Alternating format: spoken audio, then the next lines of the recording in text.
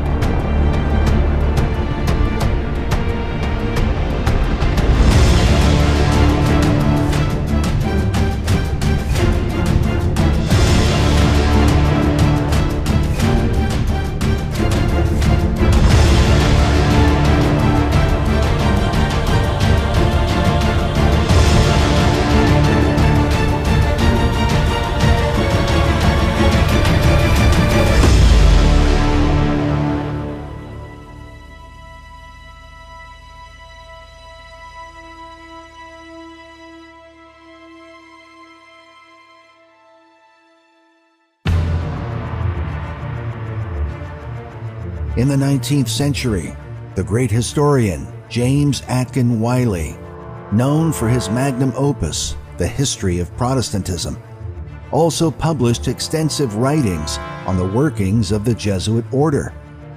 Through his research, Wiley came to believe that the society was the most evil company of men ever to exist. In particular, he wrote, "Jesuitism is the last development of popery. It is not only the most wicked society that ever existed upon the earth, it is the most wicked society that ever can exist upon it. It is pure abstract vice embodied in a concrete organization. It is the incarnation of the Wicked One. It is the veritable establishment of hell itself upon the earth." What could it be about this society that would deserve such extreme condemnation? As we will see, Wiley was not alone in his view. To discover why, we examine the witness of history, both past and present.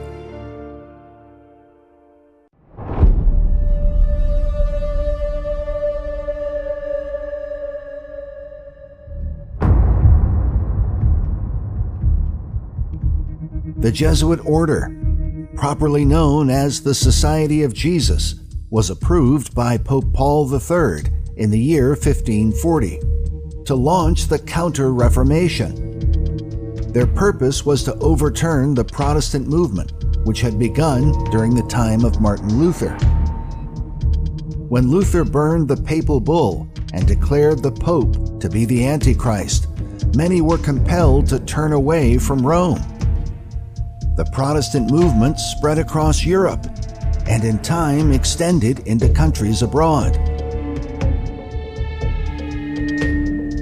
The role of the Jesuits was to oppose Protestantism throughout the world, to bring mankind back into the Dark Age, and ultimately take control of all lands in the name of the Pope.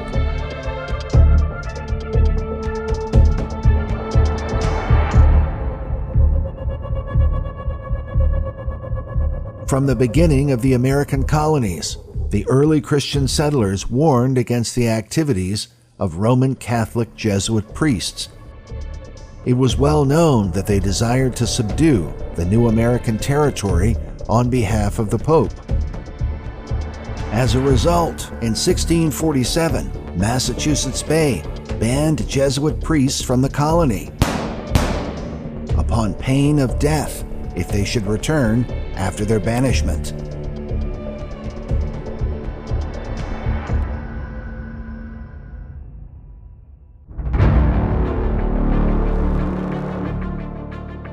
Because of their methods of deception, treason, and assassination, they were driven out of the countries of Europe dozens of times, most often by their fellow Catholics, until they were finally abolished by the Pope himself in 1773. Pope Clement was poisoned within a year of banishing the order. His death was blamed on a Jesuit assassin.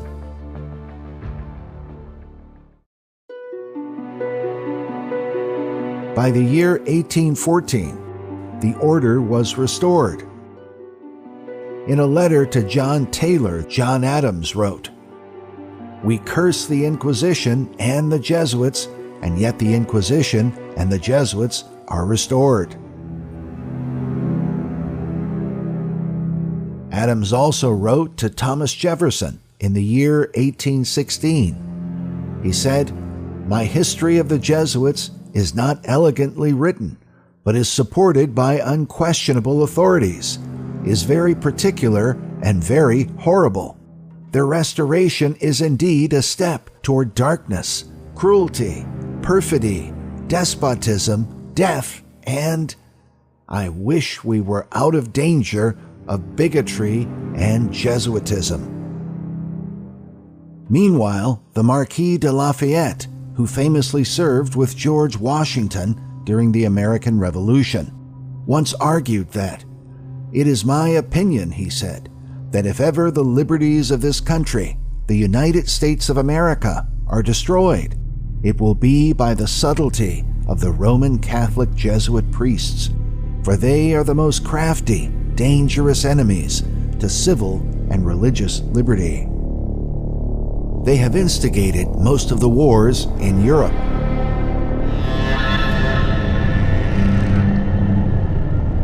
It was out of war that the order was born, when a Spanish soldier named Ignatius Loyola was wounded at the Battle of Pamplona in the year 1521.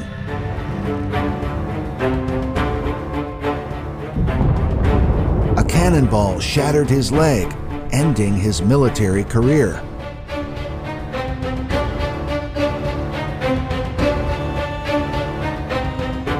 The Jesuit order comes down to one man, Ignatius of Loyola.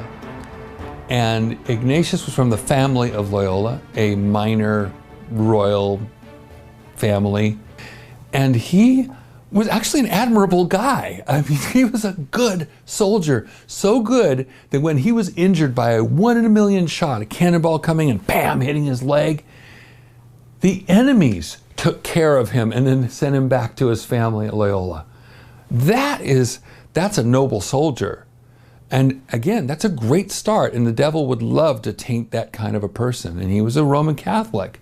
And while he himself loved reading books of romance novels, what he found when he was recovering were Lives of the Saints.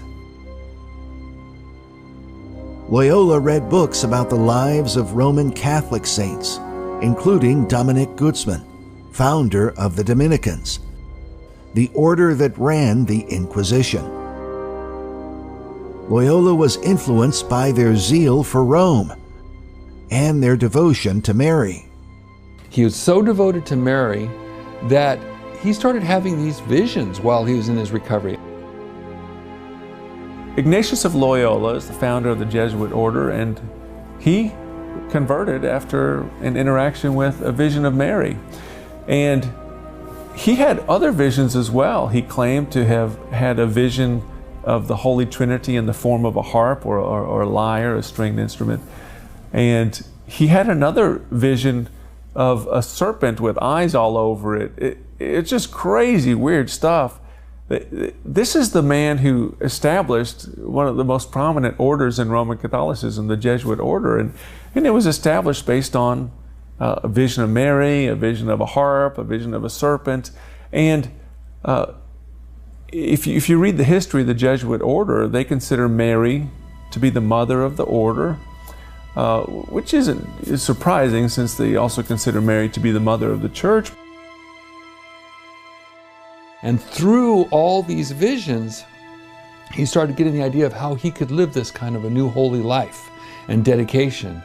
But nonetheless, in his recovery, he spent a year in a place called Manresa in Spain, in a cave, and started having these experiences.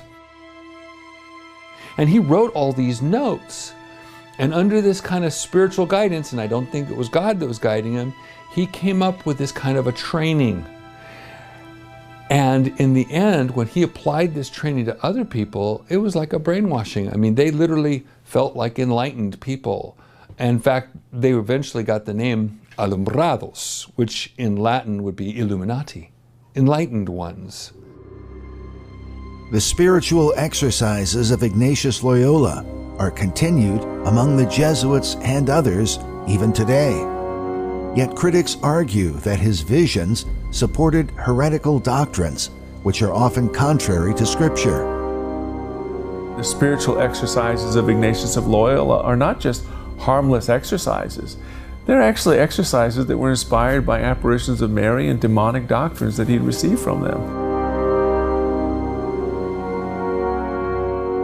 For Loyola, the visions he claimed to have only confirmed the doctrines of Rome and the papacy. Shortly after their acceptance, the Jesuits were called upon by Pope Paul III to play a key role in the Council of Trent, the first major event of the Counter-Reformation.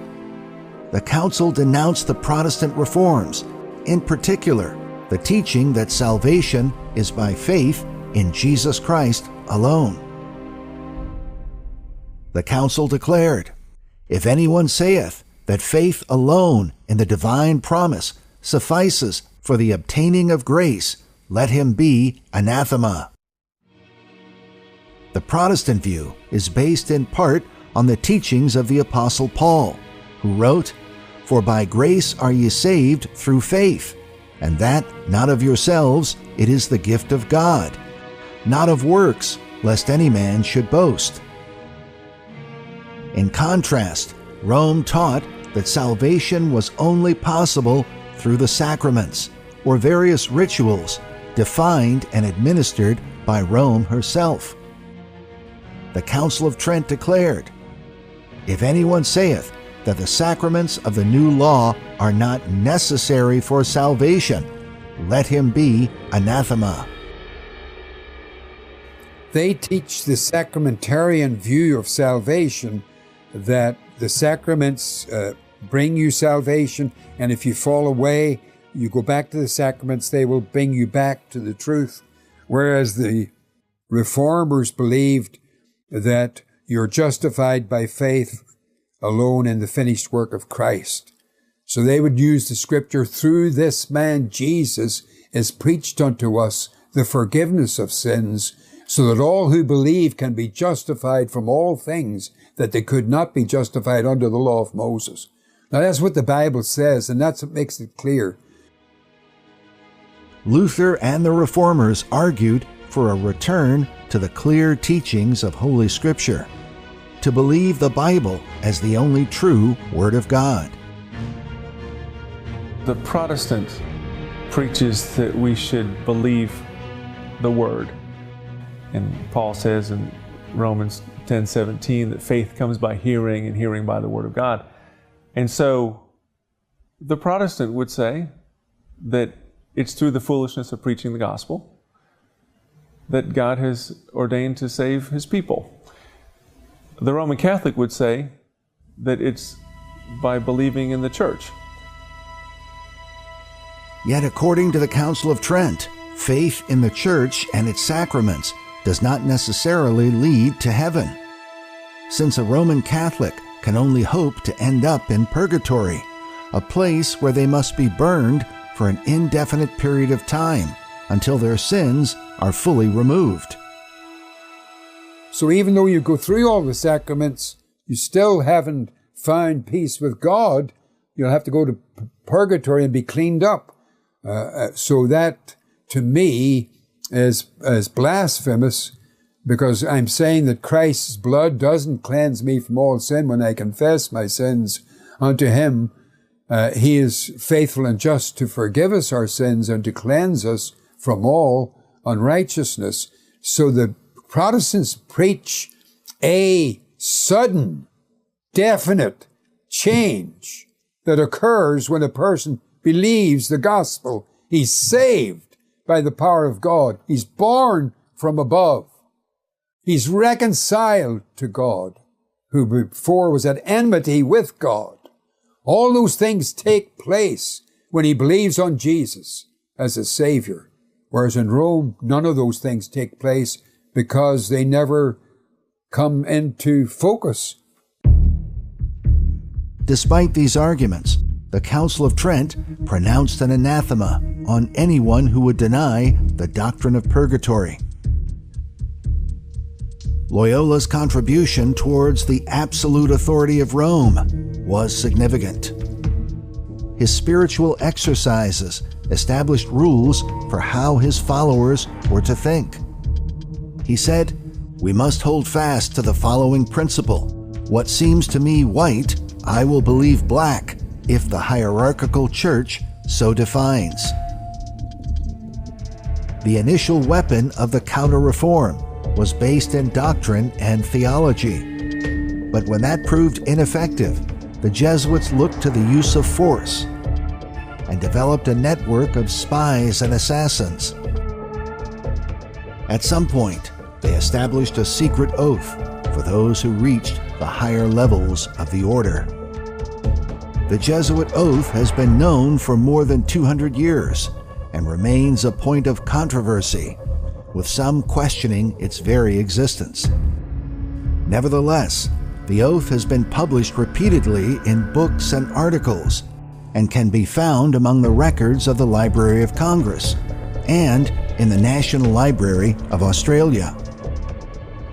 While the full oath is much longer, here we include those parts that might be considered the most important.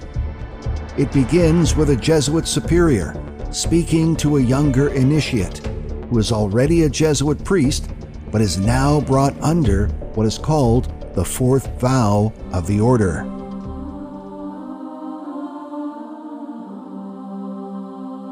My son, heretofore you have been taught to act the dissembler,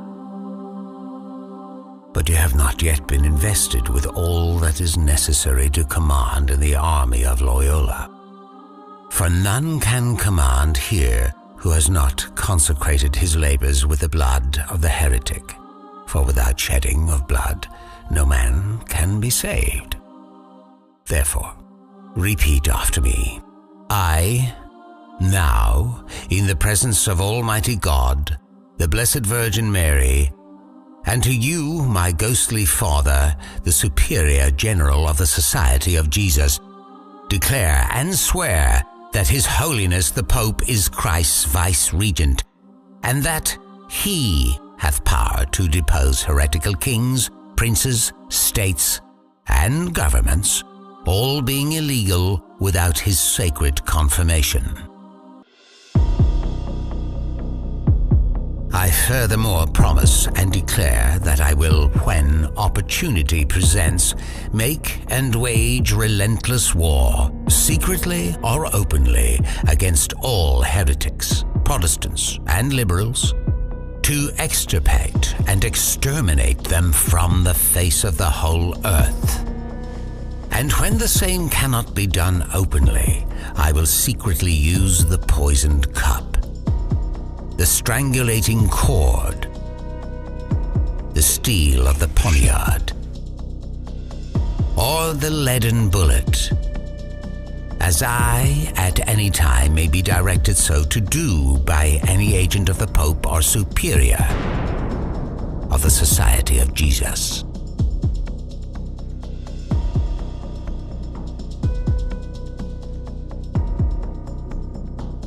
Go ye then into all the world, and take possession of all lands in the name of the Pope.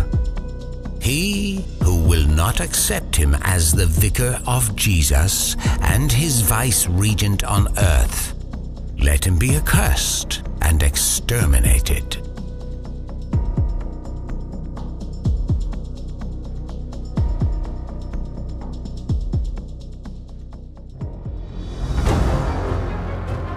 It was the Jesuit ambition to subdue all countries that compelled the order to send missionaries across the world, and eventually into America.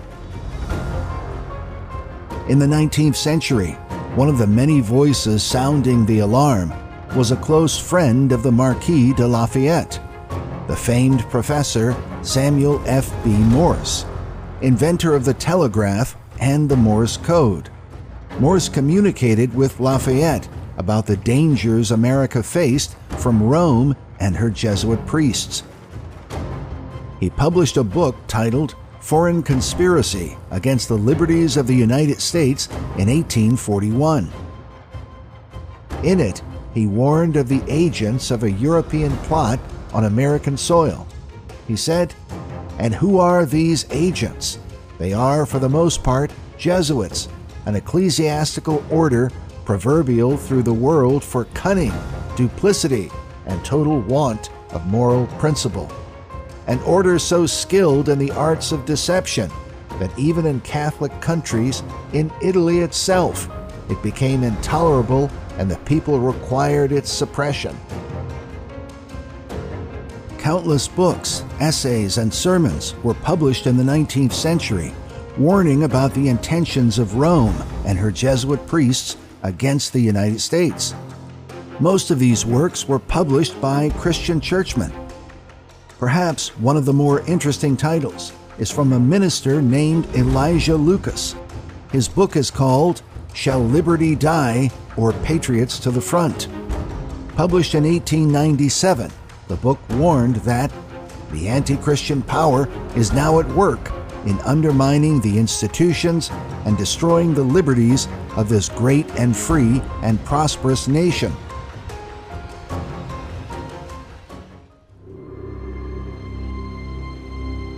In the 20th century, the warnings continued. An ex-Catholic priest named Emmett McLaughlin wrote a number of books warning about the activities of the Catholic hierarchy, including a book on the assassination of Abraham Lincoln, where he blamed the Vatican and the Jesuit order. At one point, he wrote, "The Roman Catholic Church was deliberately and culpably involved in the assassination of President Lincoln." Meanwhile, when writing of the society and its methods of murder, he said, "The Jesuits became the true cloak and dagger hatchet men of the Vatican, a deadly papal mafia." Soon after the assassination of President Lincoln, all fingers seemed to point in the direction of a Jesuit conspiracy to assassinate President Lincoln, and soon after, our Congress acted to revoke all diplomatic ties with the Vatican. So even at the heart of American governance, we saw the effect and influence that the Jesuit order was having. Yet Lincoln is not the only president the Jesuits were accused of killing. After the assassination of John F. Kennedy, retired Brigadier General Herbert C. Holdridge sent a letter to the Attorney General of the state of Texas, in which he claimed that the deaths of John F. Kennedy and Lee Harvey Oswald were part of a conspiracy that involved Vice President Lyndon Johnson. He said, "These murders were plotted by Vatican Jesuit forces." The letter was dated November 27, 1963, less than a week after the death of President Kennedy. Furthermore, some find it suspicious that Lee Harvey Oswald was invited by the Jesuit order to give a lecture at their Spring Hill College just 4 months before the assassination of JFK. It is reported that Oswald had a cousin who was a Jesuit and invited him to speak, sending him a letter to thank him afterwards. Meanwhile, ex-CIA agent E. Howard Hunt, made famous during the Watergate trials, publicly acknowledged that the Jesuits are, in fact, an intelligence network that has worked with the CIA. And I wouldn't presume to trace the lines of authority within the Catholic Church, how they get their information, but they do. We've always said, in an admiring way, that the Jesuits form the greatest intelligence service in the world. Always have. An intelligence service that can be traced to some of the most subversive movements in American history, including the coronavirus pandemic of 2020. The lead figure in the COVID-19 drama, Dr. Anthony Fauci, admits he is a well-trained Jesuit. Well, I was born and raised in Brooklyn, New York.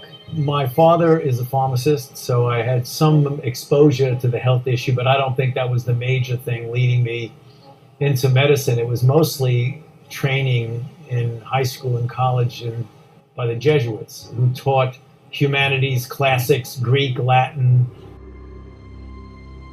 Most of the world has come to know Dr. Fauci over the last 3 years, but he was what I call a poster boy for the Jesuit educational system, which is not your traditional educational system.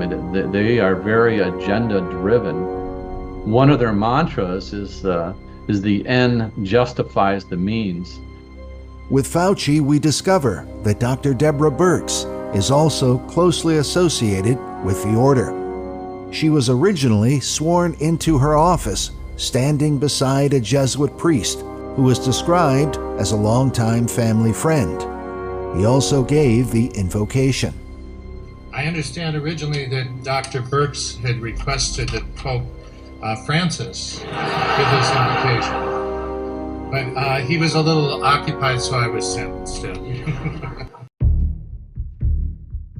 Similar connections can be shown with Dr. Robert Redfield, head of the CDC during COVID, who was Jesuit trained at Georgetown University. And then there's Bill Gates with his then wife Melinda, who had a Jesuit priest in their family, while their foundation gives millions of dollars a year to Jesuit education programs. The connection with Rome was specifically noted by Dr. Brian Ardis, who gained national attention warning America about the use of the drug remdesivir to treat COVID-19. I knew right away from the Gilead study, conducted 2 months earlier, that the entire kidney failure, multiple organ failure, was a result of remdesivir and had nothing to do with the virus.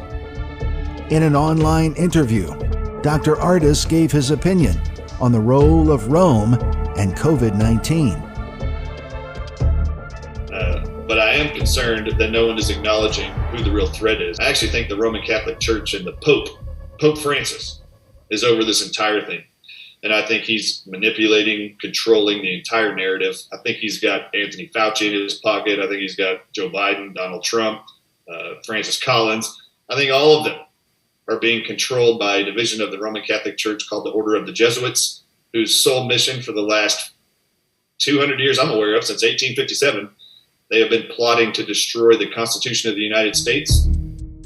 Dr. Ardis then goes on to warn about the issue of open borders, as promoted by Joe Biden, who is shown here being sworn into office on a copy of the Jesuits' Douay Rheims Bible, a symbol of the Counter-Reformation. Biden himself attends a Jesuit church in Washington, D.C. Well, what is Joe Biden doing? He opened up the borders, let people flood in. It's exactly what the Pope and the Roman Catholic Church have always wanted. So, and if you don't realize what the religion of Mexico is, who's flooding our borders right now from the south, it is Catholic. In the Catholic doctrines, they have stated that we need to flood America with Catholics. Illegal immigration is a form of social justice, according to Rome. There was a document that was published, it was put out by the U.S. Conference of Catholic Bishops in conjunction with the Mexican Conference of Catholic Bishops. And it's called Strangers No Longer Together on a Journey of Hope. And it was basically a position paper of the Roman Catholic Church on facilitating mass illegal immigration into the United States. And it was like, hey, y'all come on up here. that's basically what the Roman Catholic bishops and the Mexican bishops were talking about in this paper. And of course, you're seeing the actual results of that right now. Former federal police officer Doug Thornton served 10 years with the Department of Homeland Security. Much of his time was spent on the Mexican border. We asked him to comment about the role of the Catholic Church and their involvement in illegal immigration.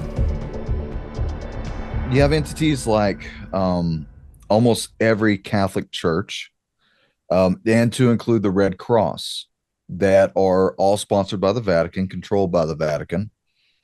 They are the main culprits in moving people.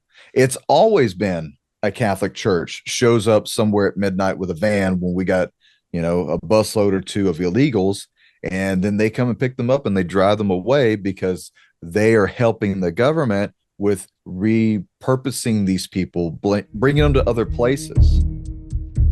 They're bringing these people across the border, and then they're funneling them all over the United States. While the problems of illegal immigration seem to be of recent origin, most Americans are largely unaware that the plan to invade the United States through Mexico is one that dates back to the American Civil War. In his book on the assassination of Abraham Lincoln, Emmett McLaughlin even warned about the issue in a chapter titled Conspiracy South of the Border.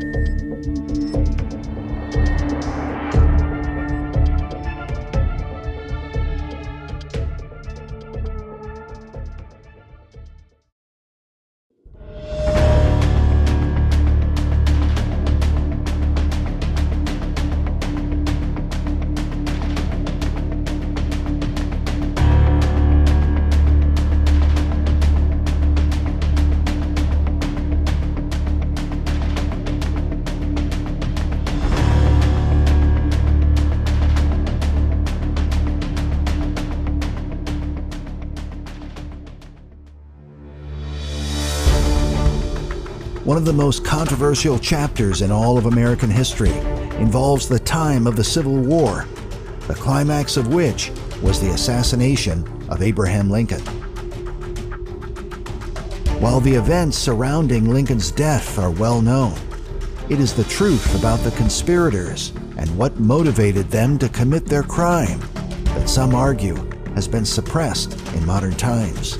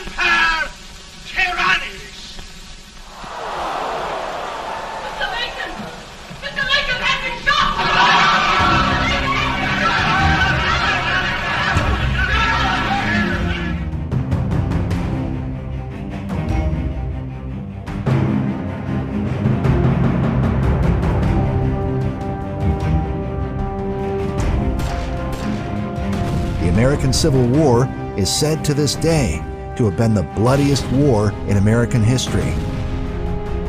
Historians have written about the terrible havoc of death, with the shrieks of the wounded and dying, how the soldiers fell in battle as grain falls before a reaper.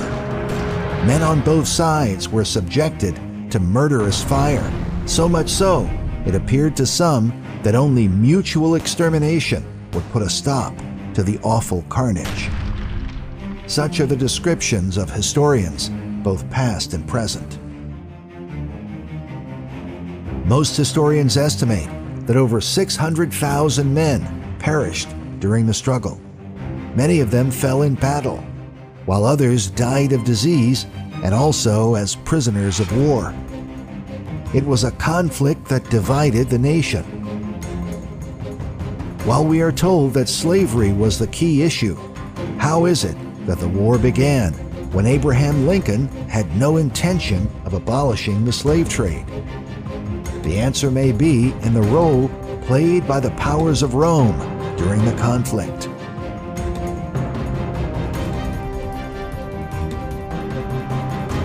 One of the leading figures of the time was a Catholic priest and personal friend of Abraham Lincoln, a man named Charles Chineke. According to Chineke, the plot to kill Lincoln was instigated by the Jesuit order. The man who kills Abraham Lincoln will be an immortal. You start scratching anybody who is connected to the assassination of Lincoln, you're going to find Jesuits. You're going to find people who were Jesuits, people who were related to Jesuits, people who were connected to Jesuits, people under the authority of Jesuits. It's a Jesuit plot.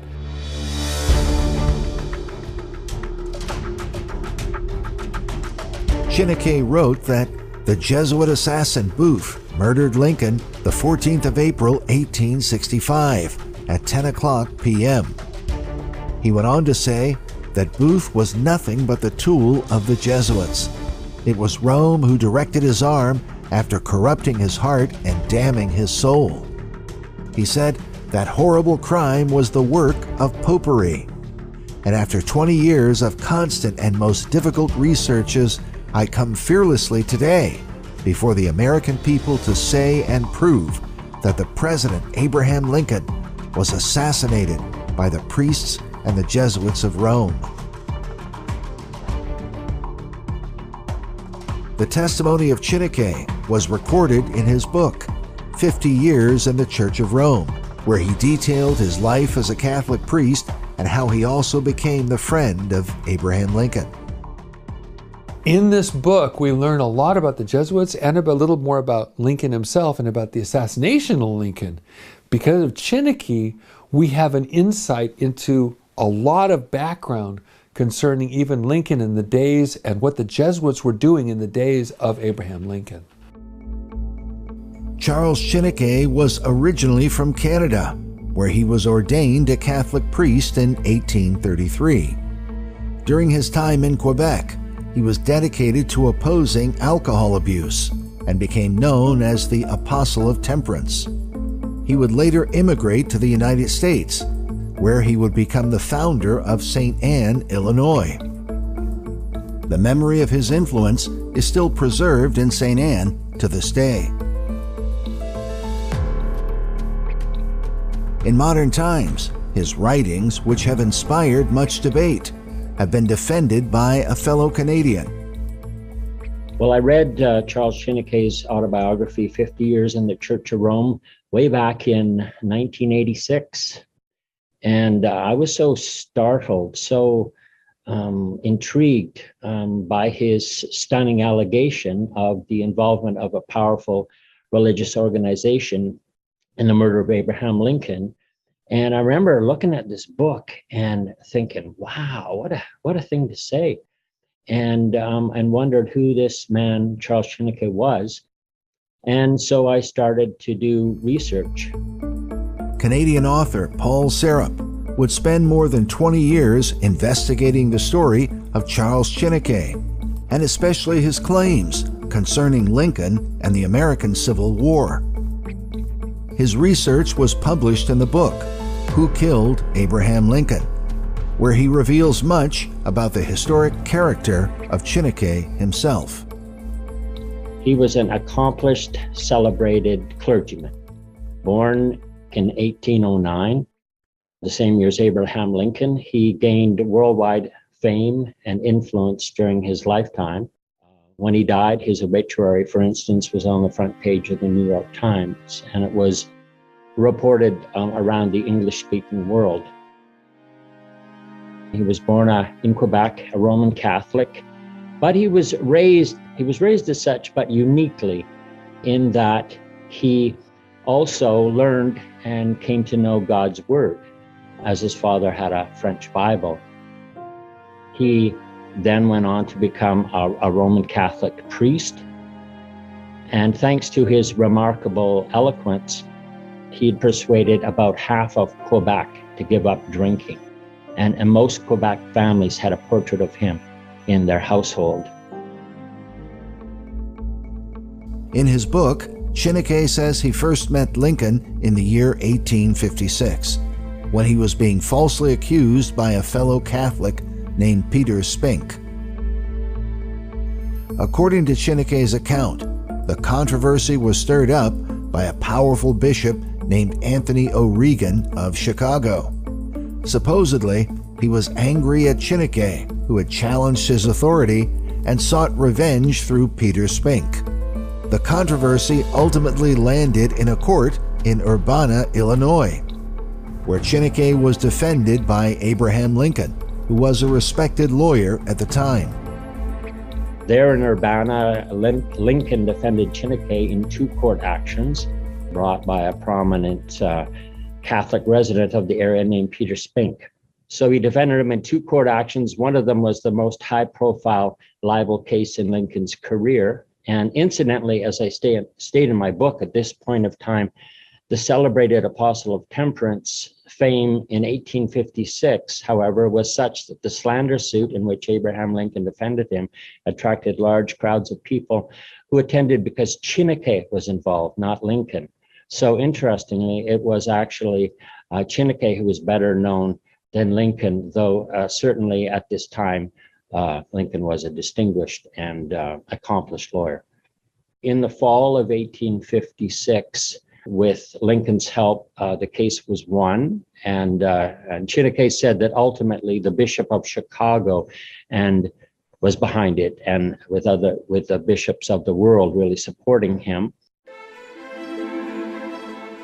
According to Chineke's written account, Lincoln recognized that the Canadian priest had been wrongly persecuted by the hierarchy of the Catholic Church.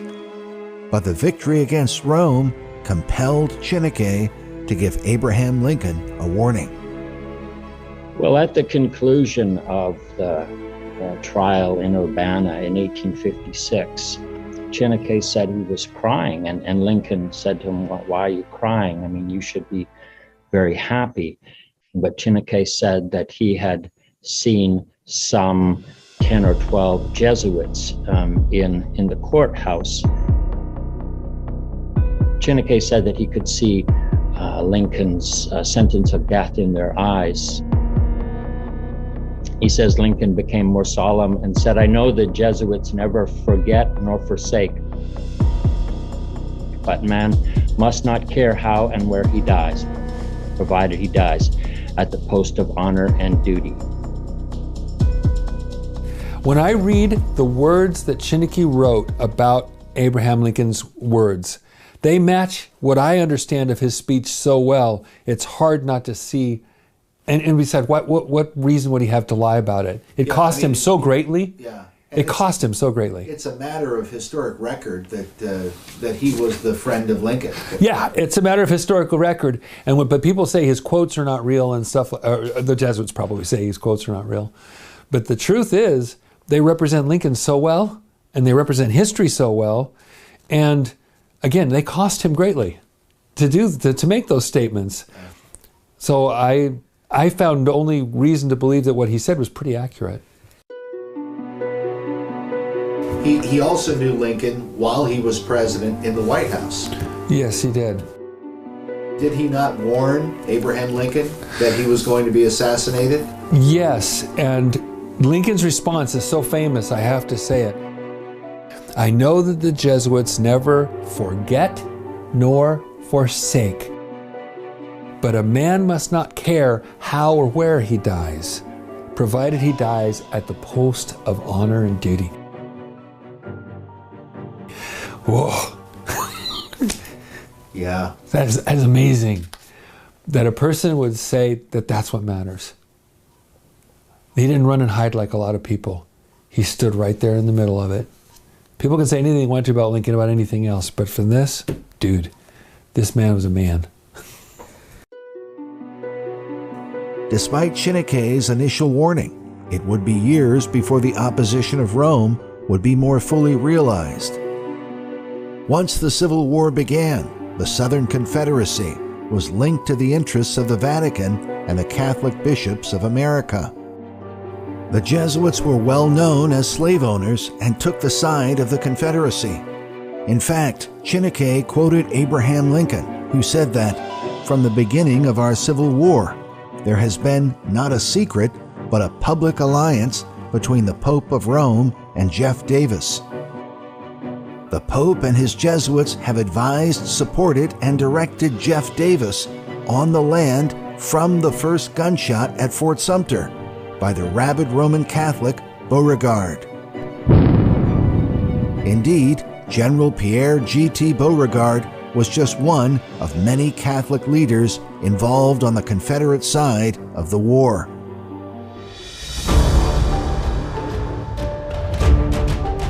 Meanwhile, Jefferson Davis, the President of the Confederate States, was an Episcopalian but had been educated at a Dominican's boys' school in Springfield, Kentucky. From an early age, he was sympathetic to Roman Catholics. One of his closest advisors was a Catholic priest named Father John Bannon, who would later become a Jesuit.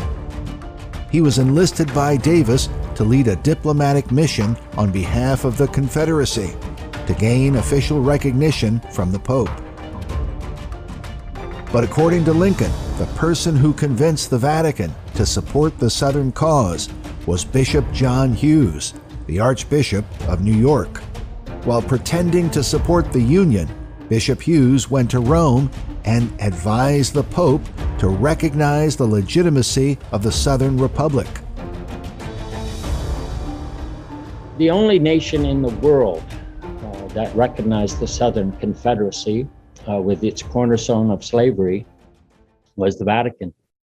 Chineke said this was shown by the 1863 letter of Pope Pius IX to Jefferson Davis, whom the Pope addressed as the President of the Confederate States of America. Chineke reported that he visited Lincoln 3 times in the White House, and he and the President talked about this letter, and Lincoln agreed that it was a recognition of the Southern Confederacy by the papacy. The New York Times also indicated its agreement with Chineke in an 1876 article with the title, "How the Pope Recognized the Southern Confederacy," his letter to Jeff Davis. The role of Catholic Confederates during the war has been a topic of surprise to a modern audience, but was well known to those involved in the conflict at the time. According to Chineke, Abraham Lincoln said, "I feel more and more every day that it is not against the Americans of the South alone I am fighting. It is more against the Pope of Rome, his perfidious Jesuits, and their blind and bloodthirsty slaves, than against the real American Protestants that we have to defend ourselves." Yet Chineke was not the only witness from that era who recognized the role of the Vatican in both the war and the killing of Lincoln. Thomas Maley Harris, who was both a medical doctor and Major General in the Union Army, also published a book titled Rome's Responsibility for the Assassination of Abraham Lincoln. General Harris served as the commander for the 10th West Virginia Volunteers during the Civil War. Afterwards, he was one of the military commanders who was appointed to the committee to investigate the assassination of Lincoln, and also to try the conspirators for the crime.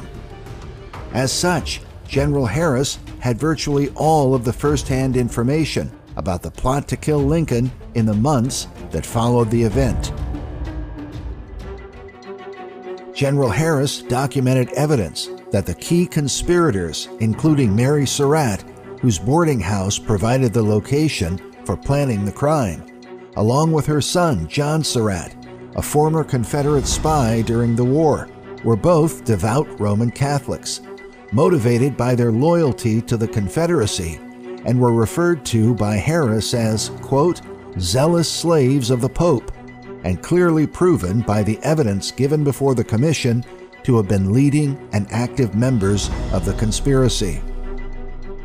He also mentions the most notorious of them, John Wilkes Booth. He writes that Booth, the ringleader, was born and reared a Protestant. He was only a nominal Protestant, however. Under the influence of his associations in the conspiracy plot, he had become a pervert to Catholicism. It was found that he was wearing a Catholic medal under his vest and over his heart. The wily Jesuit had been able to pervert him to Catholicism and to deceive him into the belief that his medal would conduce to his personal safety and to the success of the enterprise. Charles Chineke argued that Booth had been thoroughly indoctrinated by Jesuit philosophy, which teaches that any leader who refused to obey the Pope was denounced as a tyrant and could be killed. This appears to be the reason why Booth shouted, "Sic semper tyrannis," thus always to tyrants, after he leaped to the stage in Ford's Theater.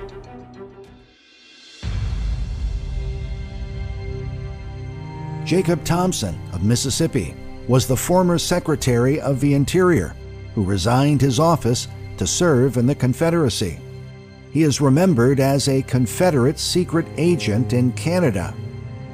About him, General Harris tells us that Thompson used the Jesuitical argument that to kill a tyrant was no murder, and so, assuming that President Lincoln was a tyrant, it would be a glorious and praiseworthy act to take him off. Mary Surratt was captured and ultimately condemned for her part in the conspiracy. After her trial, she was hanged along with the other conspirators. But her son, John Surratt, escaped on the night of the assassination and was smuggled with the help of Catholic priests through Canada and out of the country. His image was shown on some of the original wanted posters next to John Wilkes Booth. But Surratt was discovered sometime later, we are told at the door of Rome, enrolled under the banners of the Pope in the 9th Company of his Zouaves, under the false name of Watson. This historic image shows John Surratt dressed in the uniform of a papal Zouave, a member of the Pope's army dedicated to defending the Papal States.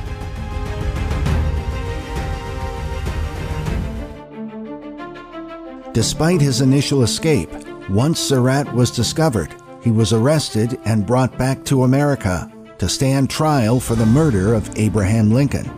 But historians tell us that the jury was compromised, and in spite of overwhelming evidence, a conviction could not be obtained. In the end, charged with murder and conspiring to murder the president, despite the preponderance of evidence showing his guilt, the jury couldn't agree on a verdict.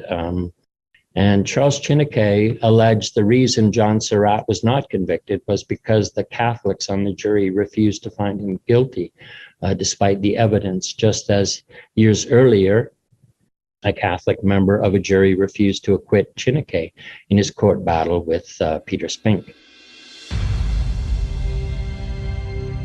Academic Kate Clifford Larson commented in her book, The Assassin's Accomplice, Mary Surratt and the Plot to Kill Abraham Lincoln, saying, much more evidence was introduced shedding light on the extensiveness of the conspiracy as well as new details about Mary's complicity in it.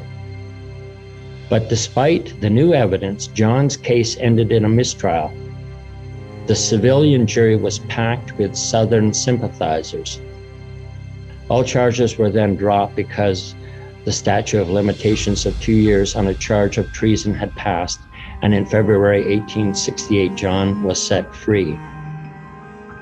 And after that, he taught for several years at a Catholic school in Maryland. He died in 1916, And when he died, a solemn high requiem mass was offered at St. Pius Catholic Church in Baltimore. And this was an unusual honor for a man who was charged and never found innocent of conspiring to murder America's greatest president, and one whose own lawyer stated he was guilty of at least conspiring to be part of a plan to kidnap the president. This mass would be reserved for the funerals of bishops, priests, and nuns. When offered at the funeral of a layman, it would be a token of appreciation for exceptional devotion or service to the church. And it remains a question today, what could that service have been?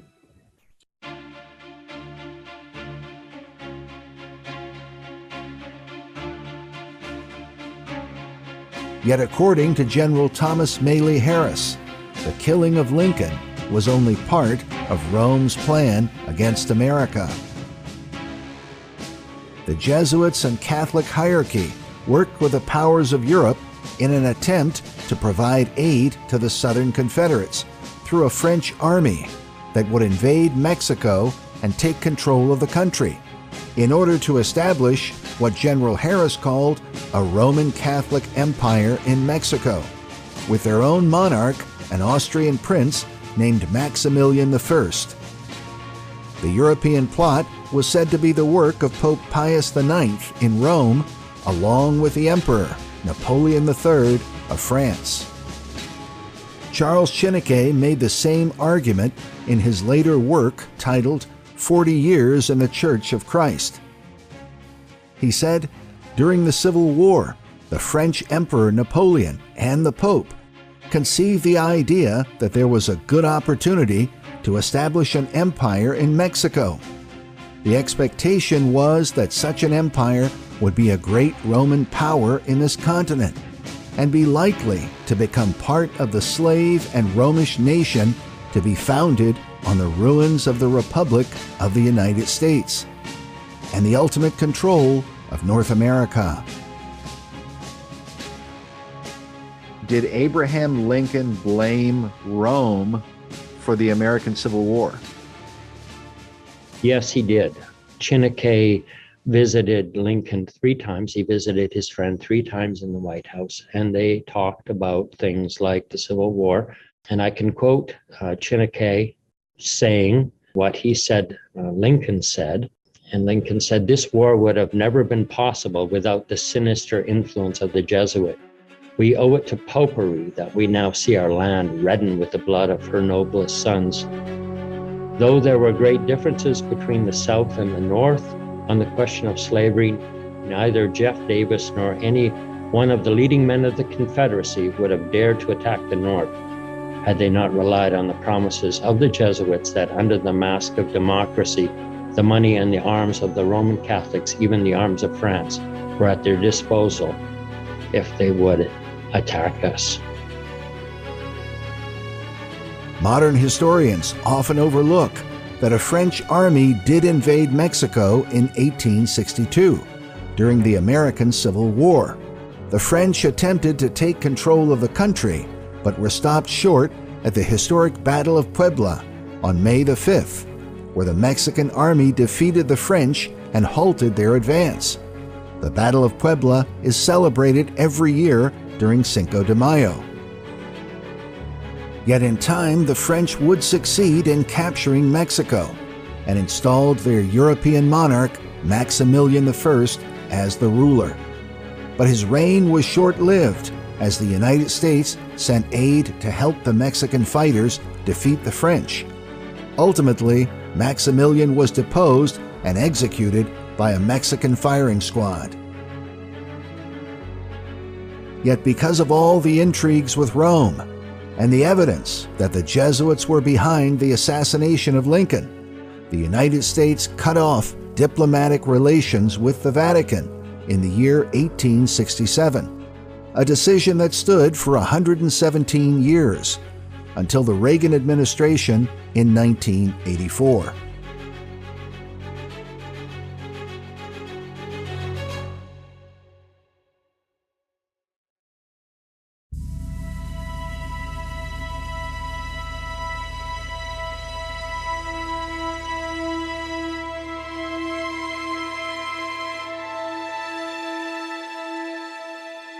Mount Vernon today preserves the memory of the man who could be called America's most well-known ancestor. While much is remembered about George Washington on the fields of battle and enduring the winter at Valley Forge, a lesser-known history is his role as the spy master for American resistance. The Mount Vernon website today features an article on the subject with a quote from a British intelligence officer who said, "Washington did not really outfight the British. He simply outspied us."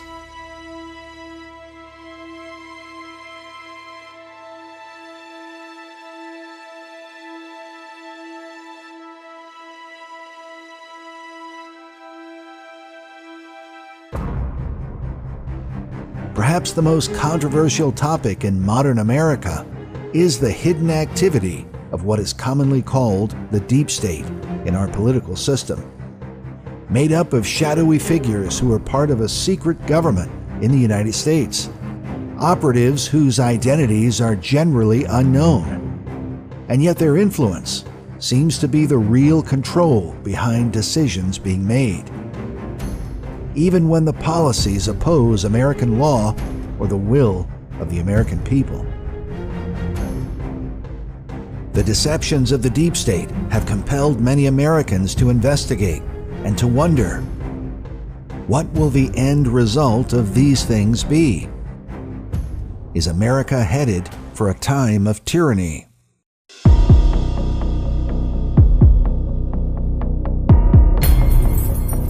Or perhaps a future inquisition?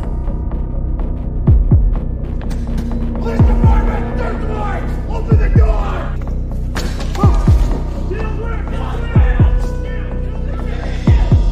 And could it be that those who controlled the first Dark Age will be responsible for the second?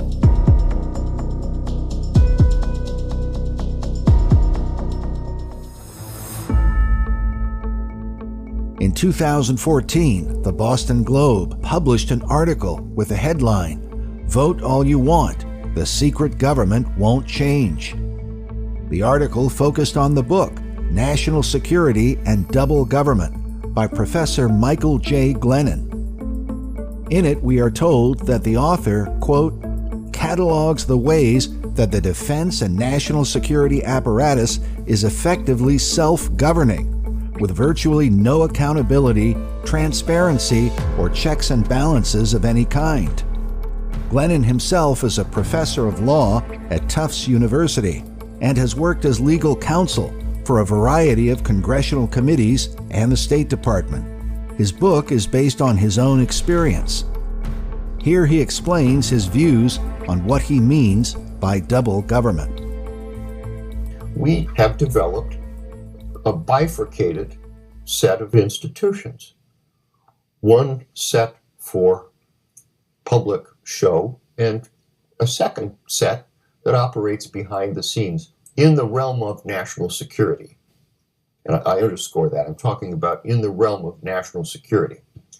The public institutions of the presidency, the Congress, and the courts, what I call the Madisonian institution, which the people in this country believe, run, define, manage American national security policy. But in fact, that policy is managed behind the scenes by a network of several hundred managers. The people believe that the Madisonian institutions are in charge, but it is in fact the so-called Trumanite network, as I call it, that traces back to the Truman administration when the great transfer of power began, that actually call the shots. According to Professor Glennon, the Trumanite network is made up of the CIA, the NSA, the FBI, and to a lesser extent, the State Department. But how did a government designed to be of the people, by the people, and for the people arrive in this condition? And who was controlling this secret network operating behind the scenes? Perhaps the chief clue is found in the fact that the spies for the Central Intelligence Agency are said to be trained at the Jesuits' Georgetown University in Washington, D.C. Georgetown University is the principal Jesuit university in the United States of America. It's right in Washington, D.C. And of course, there are a lot of very powerful people, very well-known people, people that are high in American government that have been students at Georgetown University. One of the ones that, of course, comes to mind immediately is Bill Clinton. There is a book from 1996 called First in His Class by David Moranis, a biography of Bill Clinton. And it tells about a 24-year-old Jesuit who wasn't yet ordained a priest, but he was teaching an introductory philosophy course, and Clinton was in it. And in it, he talked about three kinds of people. People who see everything as black and white. Then there's the second kind of people who see everything as unclear. And the third is the people called the analogical, who see clarity within complexity. So it's kind of this in-between thing. And he saw this in Bill Clinton. And remember, Jesuits are always looking for more Jesuits. They're looking for people who think like a Jesuit. So you got to hear this. He saw an analogical mind at work in the essays of 18-year-old Bill Clinton. One day after class, Hentz invited Clinton out for dinner. And as they sat across from each other in a booth, Hentz sipping a beer, Clinton engulfing a hamburger, the teacher began making a sales pitch for the Jesuit order. He talked about how Jesuits got an exemption from the Pope to be active in politics, retelling his favorite joke, that Jesuits say the missing line in creation is, then God created politics and saw that politics is good. I think you should seriously consider becoming a Jesuit, he said to Clinton. I've been impressed with your papers. The Jesuit who met with Clinton was the Reverend Otto Hentz, a theology professor at Georgetown for more than 40 years. He is shown here interviewing Bill Clinton in 2015. What did going to Georgetown mean to you? I was here with fascinating people. I was here at a fascinating time, but it affected me mostly because of the teachers I had. I doubt very seriously if I ever would have become president had I not come to Georgetown.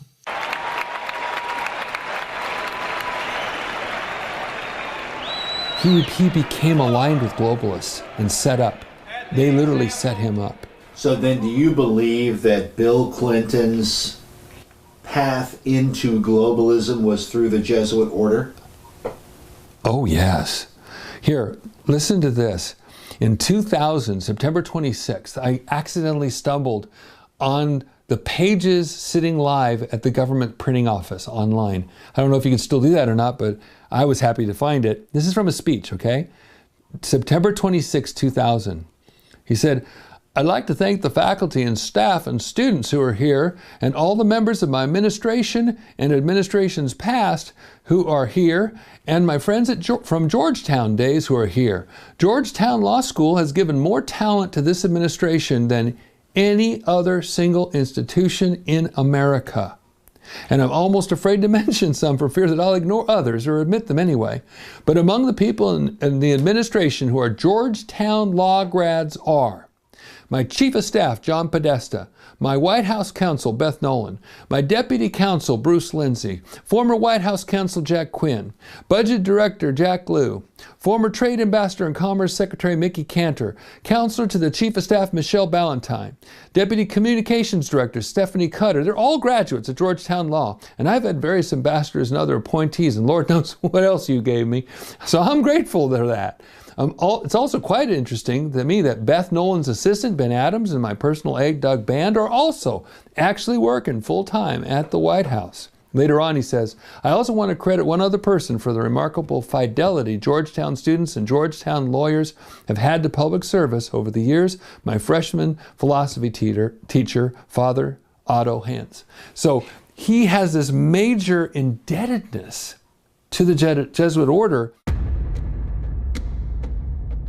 It is worth noting that Clinton graduated from Georgetown's Walsh School of Foreign Service, named after Edmund Walsh, a well-known Jesuit priest who founded the School of Foreign Service back in 1919 after the First World War. He is shown here with General Douglas MacArthur during World War II. Walsh was also known as an anti-communist and was called Joe McCarthy's Jesuit, since it was he who is said to have manipulated the McCarthy campaign against communism in the United States. One communist on the faculty of one university is one communist too many.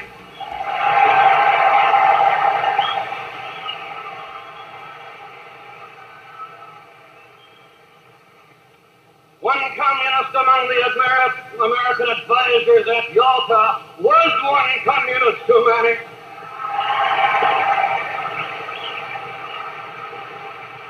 And even if there were only one communist in the State Department, even if there were only one communist in the State Department, there could still be one communist too many. McCarthy's Inquisition-style approach is well known, but the Jesuit influence behind him is more obscure. McCarthy was Jesuit educated at Marquette University. His famous meeting with Walsh in January of 1950 at the Colony Restaurant in Washington, D.C. is said to be the birth of McCarthyism.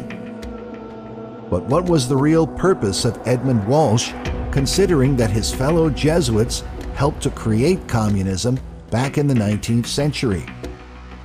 Is it possible that Walsh used McCarthy for the purpose of controlled opposition? In the book, America, the Last Best Hope, conservative author William Bennett gives his analysis of the damaging influence of the McCarthy movement. He writes that, worst of all, McCarthy besmirched the honorable cause of anti-communism. He discredited legitimate efforts to counter Soviet subversion of American institutions. From this point on, it would only be necessary for disloyal people or groups to yell McCarthyism to distract public attention from real problems. The Walsh School of Foreign Service continues to educate world leaders in the same globalist tradition begun by Edmund Walsh and continued through men like Bill Clinton.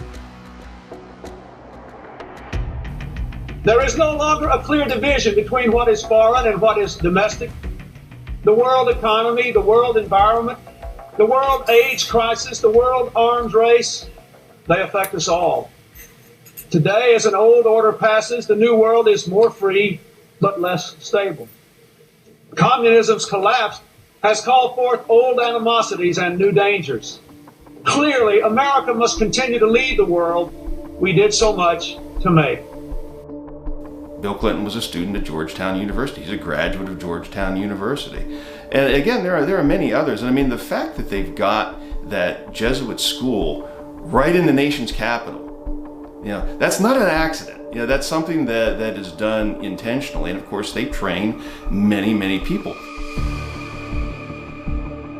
The city of Georgetown itself is often seen as a city of spies, due to the fact that many of the CIA's intelligence agents had lived there, along with spies from governments around the world.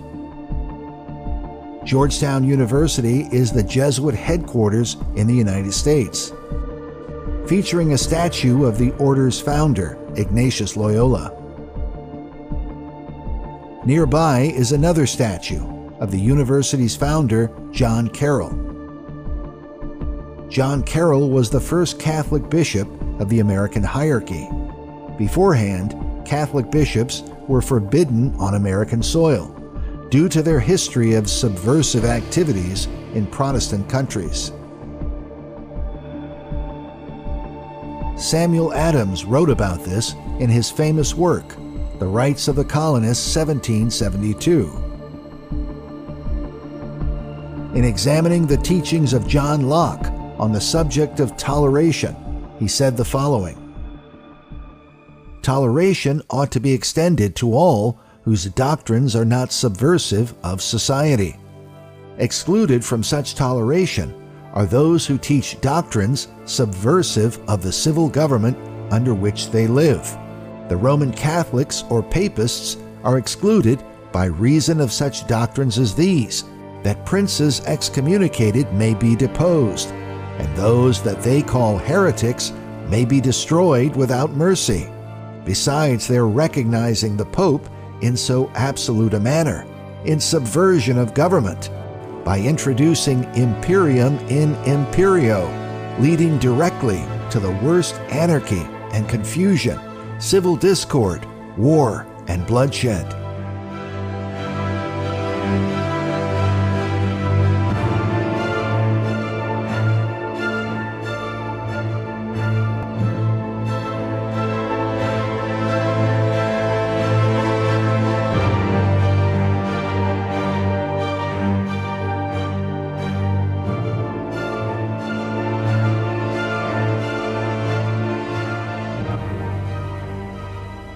The Latin phrase imperium in imperio means a state within a state, or a hidden government operating inside the established government.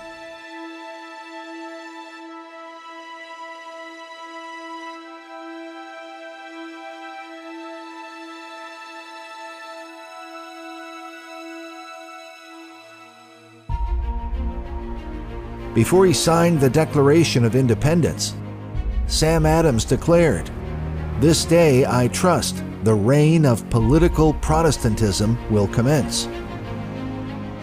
We asked Dr. Ronald Cook to comment on America's Protestant heritage. Was America founded as a Protestant country? Yes, it certainly was. And you don't have, when they went forward to sign, there was only one Roman Catholic there at that point in time. And as many people have pointed out, the population of early America was about 99% Protestant. The Jews were almost unheard of, and Romanists too. And in fact, the early colonies, they tried to stop Roman Catholics from coming in. I saw that man on TV talking there one time, that O'Donnell fella. They said, they were even trying to stop us there early on from even coming into this country and all. He was railing against the Protestants there. Of course they did. They tried to stop the Jesuits from coming in too. But it failed because after a while, your people are not all Christian like they were early on. I believe most of the early colonists that came there to what's Massachusetts now, no, they were all basically Christian people, truly Christian, not just a name. But as more people came, then you get people that are not. But the thing is, you have to, if you're a true believer, I believe, you have to contend earnestly for the faith once and for all, delivered not to the professors, not to the ministers, not to the teachers, but to the saints, the ordinary, everyday Christian. If he's a true believer, he must be a contender. Otherwise, he doesn't truly believe. If you believe in something, you're going to contend for it. Otherwise, you don't really count it as that important. And that's what happened.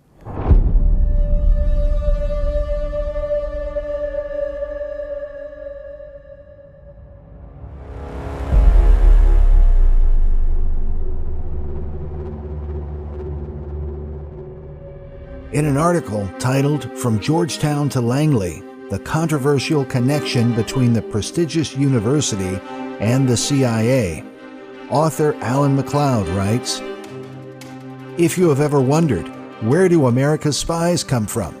The answer is quite possibly the Walsh School of Foreign Service at Georgetown University. The school provides the backbone for the Central Intelligence Agency, Department of Defense, State Department, and other organs of the national security state. With more than 24 ex-CIA officials among its teaching staff, the school tailors its courses towards producing the next generation of analysts, assassins, coup plotters, and economic hitmen. To this day, the national security state is filled with Georgetown graduates. This includes no less than 5 former CIA directors.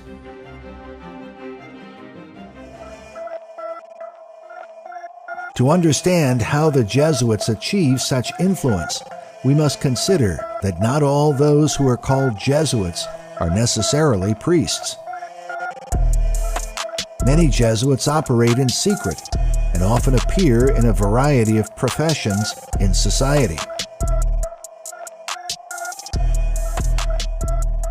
Do all Jesuits appear to be priests? Not at all.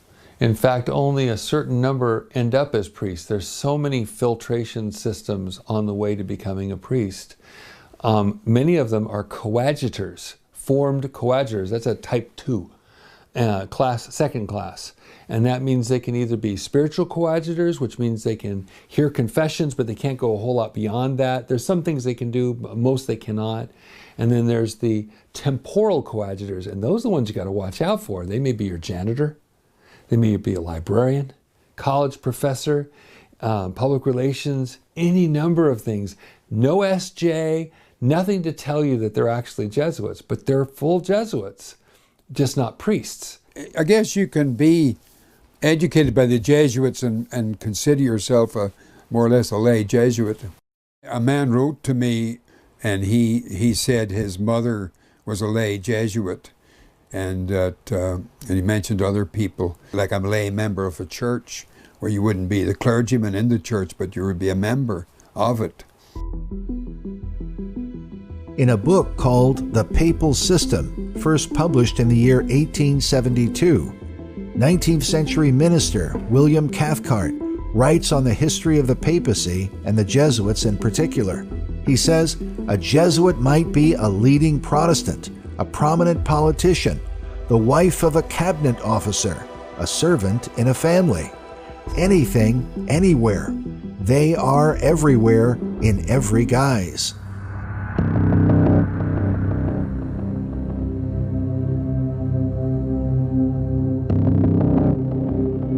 Such claims about the secret spies and operatives of the order are not unique. Even John Adams, who often warned of Jesuit intrigues, in a letter to Thomas Jefferson, wrote the following. He said, I do not like the late resurrection of the Jesuits. They have a general now in Russia, in correspondence with the Jesuits in the U.S., who are more numerous than everybody knows. Shall we not have swarms of them here, in the shape of printers, editors, writers, schoolmasters, etc.? If ever a congregation of men could merit eternal perdition, on earth and in hell, it is this company of Loyola.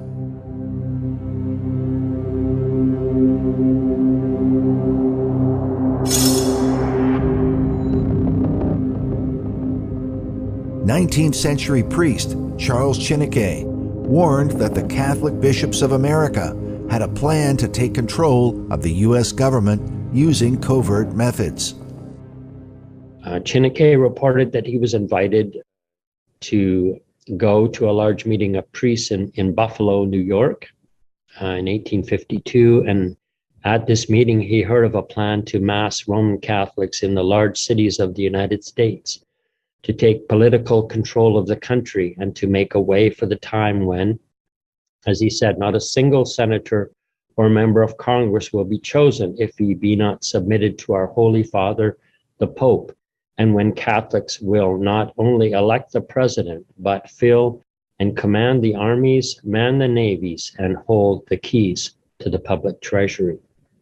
Well, currently, Roman Catholics hold all or almost all of the key positions of power in the United States. Catholics have been increasingly viewed by United States politicians as an influential bloc of voters to be courted. The Catholic magazine, The Tablet, declared back in 2003 that Catholics in America now represent the most important shifting demographic for the vote. Senator Joe Biden, a Roman Catholic, was picked by Barack Obama to be his 2008 running mate, in part because of Biden's connection with Catholic voters. And of course, now Biden is the president.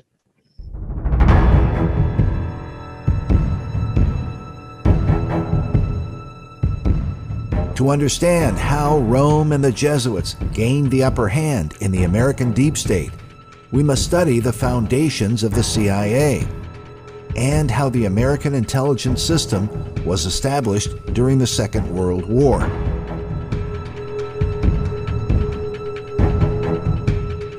During the war, then-President Franklin D. Roosevelt established the Office of Strategic Services, the first official intelligence arm of the U.S. government.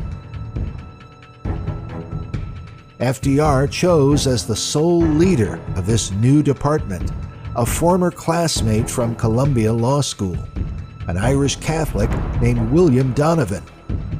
Donovan was also known as Wild Bill because of his exploits during World War I. He was given complete authority over the new spy network proposed by the president. Furthermore, Donovan was answerable to no one but FDR. Former Special Forces operator Dino Garner writes that books have been written about Donovan's exploits, a heroic warfighter and the architect and driving force behind the OSS. What those books don't share is that Donovan was a well-trained Irish Jesuit who played dirty at nearly every turn. His tactics and strategies were second to none, simply because the Jesuits use a no-holds-barred approach to fighting their enemies.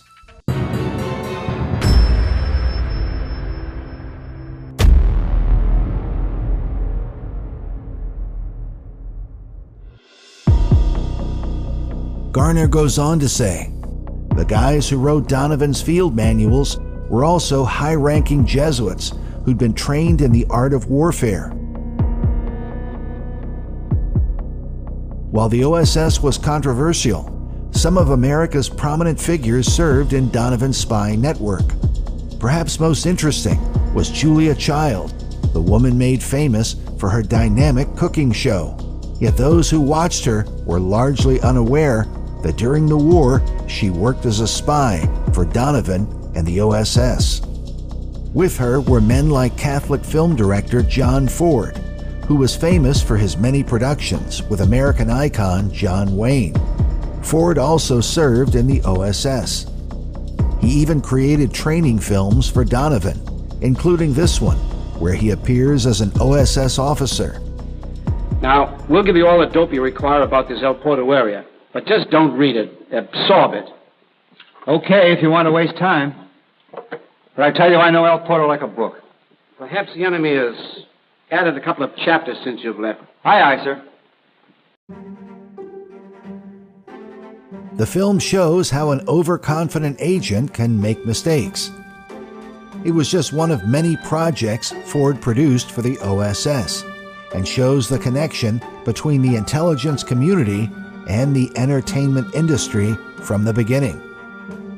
Other notable agents were men like actor Sterling Hayden, Chicago White Sox player Mo Berg, the historian Arthur Schlesinger Jr., and even Henry Ringling North of the Ringling Brothers circus fame. The relationship between Hollywood and the CIA has continued since the time of Donovan, having influenced countless films. As shown by the documentary Theaters of War, How the Pentagon and the CIA Took Hollywood.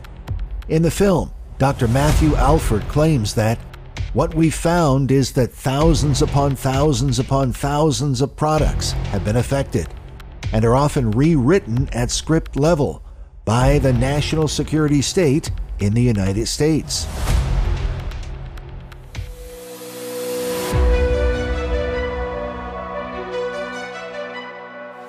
Some believe that Hollywood movies are really a modern version of what was known as Jesuit theater in centuries past, where the order communicated ideas through dramatic plays.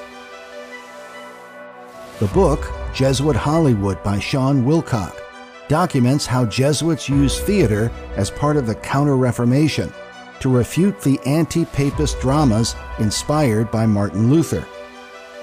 Wilcock writes that the Jesuits saw the theater as having a very great purpose in their schemes to promote Jesuit religious propaganda to the masses. Far from being a minor instrument for teaching, the Jesuits incorporated the use of dramas, dance, and opera in their schools and missions around the world. In the 20th century, they were even responsible for creating the official production code for making movies in Hollywood. Also called the Hays Code, after Congressman William Hays, it was originally intended to prevent immoral practices from being communicated on film. The code was developed by Catholic publisher Martin Quigley, along with a Jesuit priest named the Reverend Daniel Lord. The code was upheld for some 20 years by a Jesuit-educated Catholic named Joseph Breen, who became the central figure associated with the moral boundaries imposed on the film industry. At one point, Breen was even said to have more influence over world opinion than Hitler, Mussolini, or Stalin because of the tremendous power he had over the content of Hollywood movies.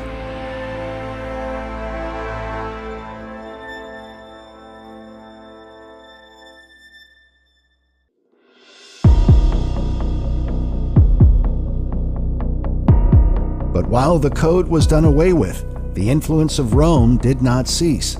It continued through the American deep state. Researchers continue to investigate what sort of covert propaganda the intelligence community has infused and continues to infuse in Hollywood films. The Jesuit influence at the CIA can be seen in a series of clues. For example, the order was originally known as the Company of Jesus, while the Company is also one of the names given to the CIA, as shown by the book Inside the Company by former CIA operations officer and whistleblower Philip Agee. In the introduction, he reveals that he joined the CIA, quote, after 4 years of Jesuits and 4 at Notre Dame. It is also reported that the CIA is often called the Catholic Intelligence Agency. Most sources give as the reason for this the influence of OSS founder William Donovan, whose statue is found at the CIA headquarters to this day as part of the OSS Memorial. He continues to be seen as the father of modern American intelligence gathering and the unofficial founder of the CIA. But perhaps the most revealing part of Donovan's history is found in the book, The Last Hero by Anthony Cave Brown, where a black and white photo shows Donovan at the Vatican, beside the Pope's Swiss Guards, to receive the Medal of Saint Sylvester, the Vatican's highest award for a lifetime of public and secret services to the Catholic Church. While Bill Donovan late in life, he actually received a very high award from the Pope. It's called the Order of Sylvester. So the Pope saw fit to crown his lifetime efforts with this very prestigious award. And that is another important tie-in between the CIA and the Roman Church state. The liberal magazine Mother Jones published an article on Donovan's relationship with the Vatican titled, "Their Will Be Done." The article shows an illustration with an American politician receiving instructions from a Roman Catholic priest inside a confessional. The obvious suggestion is that the priests control the politicians in a secretive manner. The article further exposes the activities of the historic Knights of Malta, many of whom are members of the CIA. They argue that while the Knights are known for their charitable works, some of their acts included the mass smuggling of some 50,000 Nazi war criminals, who, with the assistance of the International Red Cross, were furnished fake Vatican passports and, in some cases, clerical robes, and were smuggled to South America. Many Nazis were smuggled to Argentina, for centuries known to be a stronghold of the Catholic Church. Cardinal Bergoglio, who became Pope Francis, is a Jesuit from Argentina. In the book, The Secret History of the Jesuits, written by French author Edmond Paris, the connection between the order and Hitler's National Socialist Workers' Party is explained in detail. In his book, Paris even goes so far as to declare that the Vatican was behind both world wars. He writes, "The public is practically unaware of the overwhelming responsibility carried by the Vatican and its Jesuits in the start of the two world wars, a situation which may be explained in part by the gigantic finances at the disposition of the Vatican and its Jesuits, giving them power in so many spheres."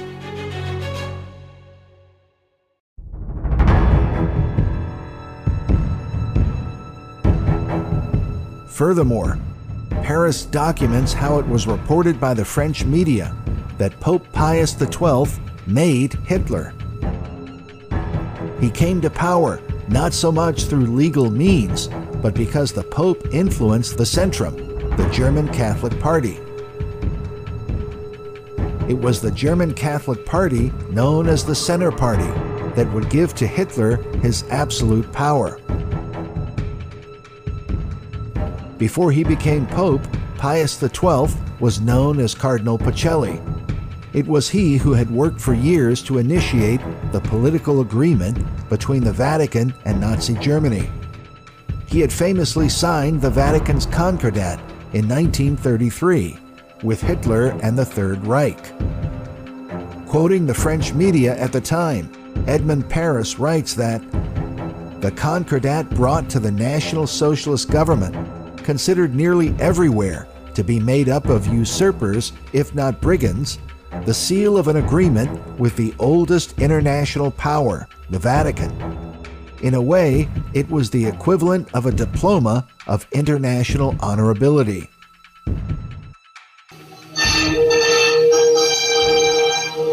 Their rise to power was based on fraud, deceit, intimidation, and coercion, culminating finally in terror and blame.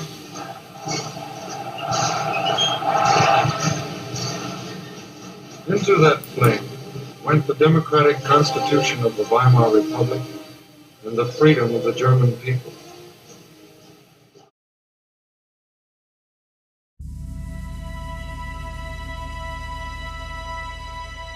Edmond Paris also revealed that one of the terms of the Concordat was that the Roman Catholic bishops would need to swear their allegiance to the Nazi government, giving greater credibility to Hitler in the eyes of millions of Catholic citizens. He writes, in July 1933, when the Concordat forced the bishops to swear an oath of allegiance to the Nazi government, the concentration camps were already open. The Vatican was the main force behind the lightning rise of Hitler, who, together with Mussolini and Franco, were but war pawns manipulated by the Vatican and its Jesuits. In 1936, Cardinal Pacelli traveled to America, where he was given an honorary degree by the Jesuits' Fordham University, and then another honorary degree by the Jesuits at Georgetown. The order referred to Pacelli as the Apostle of Peace, Yet he was crowned Pope in March of 1939, and within 6 months, World War II began. In his book, The Vatican Against Europe, Edmund Paris would blame the Second World War on the political craftiness of Rome. Paris himself was a French historian, raised by Catholic parents and educated at the Sorbonne, the leading university in Paris. His writings about genocidal events during the war are even preserved by the United States Holocaust Memorial Museum in Washington, D.C. Who was Edmund Paris, and did Jack Chick know him personally? Edmund Paris was an unsaved researcher, but his wife was a Christian. And his wife had contact with Chick Publications and Jack. And his wife so believed in what her husband was doing and his researches about the Catholic Church and the Jesuit order, like the secret history of the Jesuits, that she deeded that stuff over. She said, please publish this, and gave permission to Jack to publish it. That's how we got it. Because this Christian wife of this man, and some say, and I cannot prove it because all the people I could ask are no longer here, that he converted just before he died. I sure hope he did, because he sure has made a great contribution in secret history of the Jesuits. But Edmund Paris confronted not only Rome's influence with Hitler, but also with Nazi allies in Croatia, known as the Ustashi, whose leader was a notorious war criminal named Ante Pavelic. Edmund Paris documented Ustashi crimes in his book, Genocide in Satellite Croatia. Pavelic is seen here, meeting with Adolf Hitler in 1941.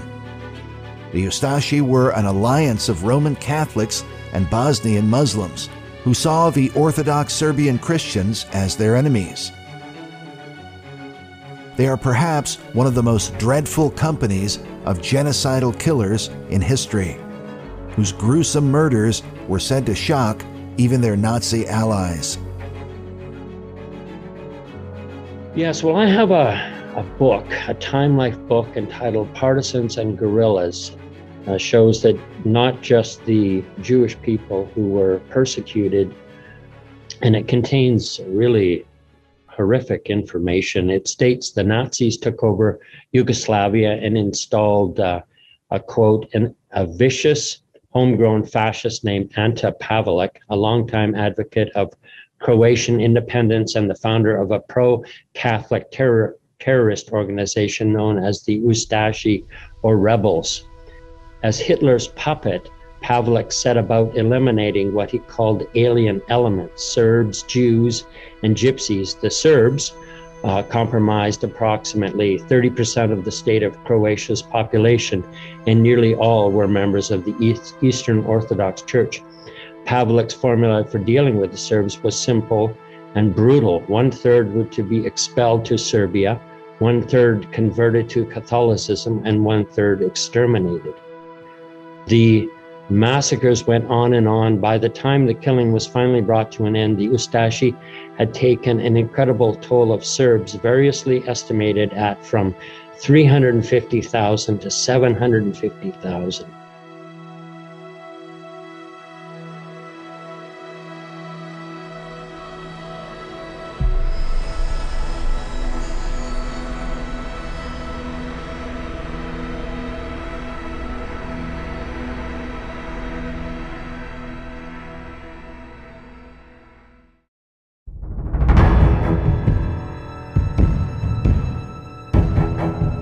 The supreme apostolic vicar of the Ustashi army was Archbishop Aloysius Stepanak, a Jesuit-educated priest and one of the most controversial figures from the war.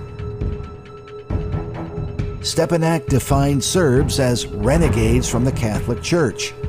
He and the Vatican supported the Ustashi movement both during and after the war. He is seen here meeting with Ante Pavelic, whose government was the Croatian parallel to that of Nazi Germany. We read that Pavelic's Ustasha started a reign of terror unprecedented in Balkan history, and in the 4 years killed over 500,000 people. The victims were primarily Serbs in Croatia, as well as Jews and Gypsies. Orthodox Church scholars maintain that Archbishop Stepanak welcomed the religious conversion law of 1941, which obliged the Orthodox Serbs to convert to Roman Catholicism. In fact, this photo, taken from the U.S. Holocaust Memorial Museum, shows a group of Serbian civilians who are being forced to convert to Catholicism by the Ustashi. To this day, Orthodox Church historians maintain that Catholic priests, monks, and nuns took the most active part in the genocide of the Orthodox Serbs. Franciscan monks carried out mass executions in the villages of Draculic and Sargovac, where about 2,000 Serbs were slaughtered. This photo shows Ustashi leader Ante Pavelić surrounded by Franciscan monks, who are said to have been some of the worst killers during the genocide. By far the most nefarious was a Franciscan friar named Miroslav Filipovic. He is seen here dressed in his monk's robe on one side, while in his Ustashi uniform on the other. He became the chief guard at the Jasenovac concentration camp and confessed to personally killing at least 100 prisoners. His crimes were done with such wickedness and cruelty that he was nicknamed Fra Sotana, which means Brother Satan. For his crimes, Filipovic was executed by hanging after the war. In the book, Croatia under Ante Pavelić by Rob McCormick, the author details the general nature of the atrocities. He says, "The Ustashi reveled in the bloodlust, employing various acts of torture, such as skinning and burning victims alive. Sexual mutilation was widespread and was embraced by the especially wicked. Some Serbs were hacked to pieces with their noses, ears, and tongues cut off." There's really gruesome details. According to one Italian correspondent, Pavelić once put a wicker basket on his desk filled with 40 pounds of eyes gouged from the victim of the Ustashi. And I comment in my book, during the war, Pope Pius XII met with Pavelić and most assuredly knew what was going on in Yugoslavia. If anyone would have listened to the Pope, wouldn't have been this man who was trying to make his jurisdiction completely Catholic. Why then didn't the Pope tell him to stop the murders, the forced conversions, and other crimes? Was it not because what was going on was nothing new for the papacy and the church? And of course, when you say the church, you mean the Roman Catholic Church. The Roman Catholic, yes, that's correct, yeah. Jasenovac was the most notorious concentration camp in Croatia. In what is called by one author the blackest page of the Ustashi regime, because of the hundreds of thousands who were tortured, raped, and murdered there. 20th century author Avro Manhattan also documented the horrific crimes of Rome's Ustashi.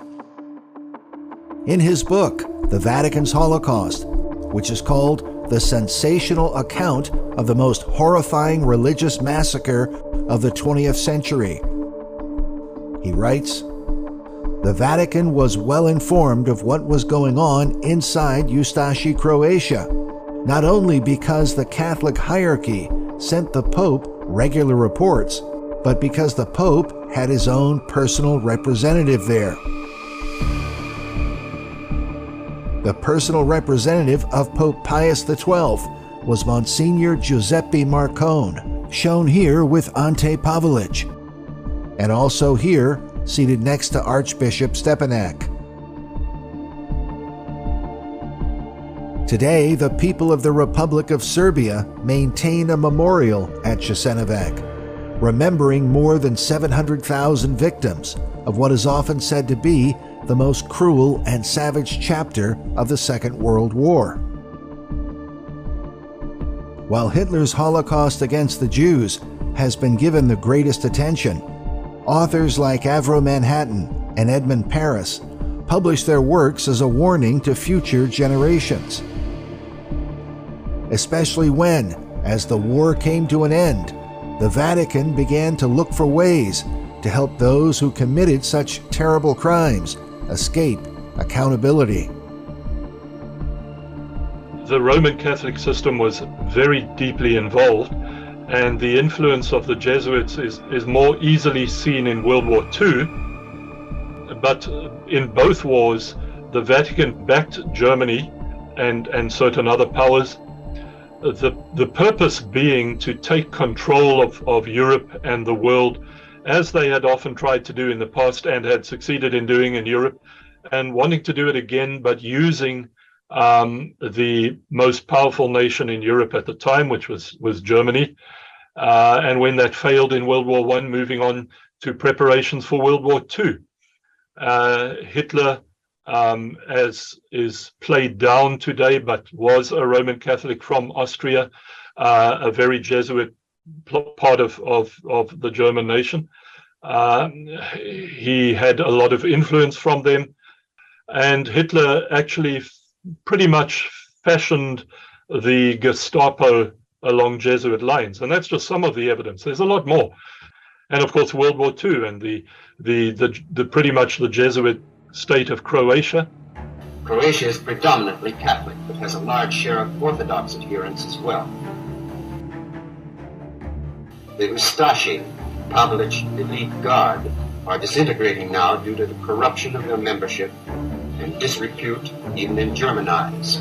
Croatia, which was a Nazi state, but which committed atrocities that at times made the Nazis of Germany look like they were in kindergarten. It was a terrible time, and it was run by a Jesuit, as was Slovakia. So the influence of the Vatican in general, the Jesuits in particular, in these wars is immense.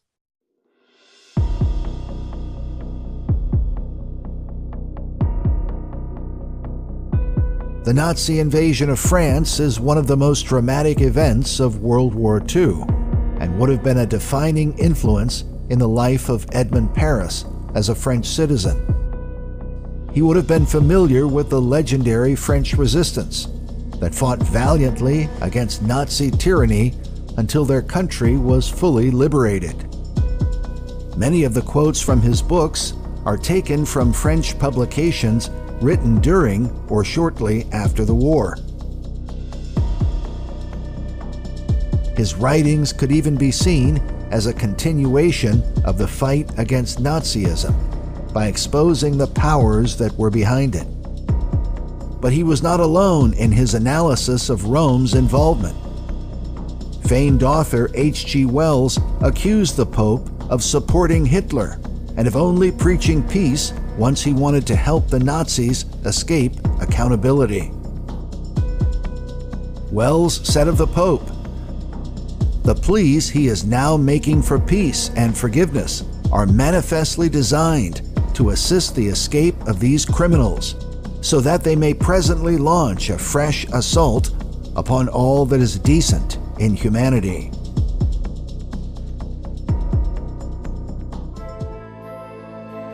In the Bible, there are many scriptures that warn against accepting a false peace from a dangerous enemy. In the book of Ezekiel, God warned, "Therefore thus saith the Lord God, because ye have spoken vanity and seen lies, therefore behold, I am against you, even because they have seduced my people, saying peace, and there was no peace." Meanwhile, in the New Testament, the Apostle Paul warned that the day of the Lord would come as a thief in the night. "For when they shall say peace and safety, then sudden destruction cometh upon them, as travail upon a woman with child, and they shall not escape." The theme of false peace seemed to echo in Europe when Neville Chamberlain famously negotiated with Adolf Hitler, and then returned to England with a peace treaty signed by the Führer.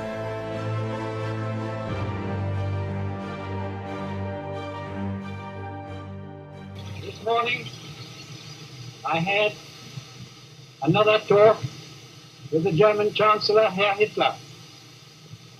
And here is the paper which bears his name upon it as well as mine.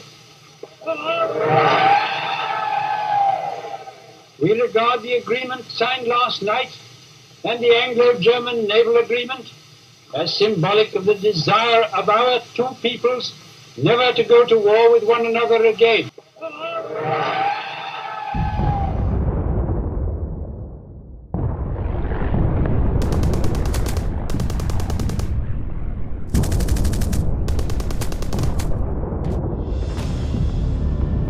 The agreement with Hitler would be shattered a short time later at the start of World War II, resulting in the removal of Chamberlain, who was replaced by Winston Churchill.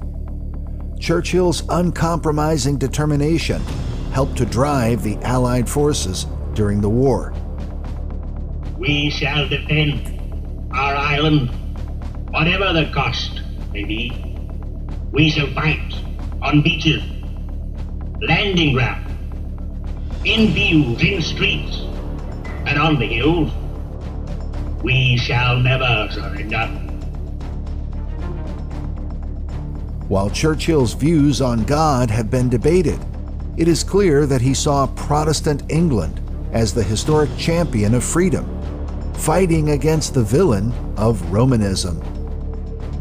Meanwhile, the evidence of Rome's influence over Hitler and Nazi Germany appears to be undeniable. In the book Hitler Speaks by Hermann Rauschning, the author relates some of the dialogue of Hitler in private conversation. Rauschning claims that Hitler said, quote, "I learned above all from the Jesuits. So did Lenin, for that matter, if I remember rightly.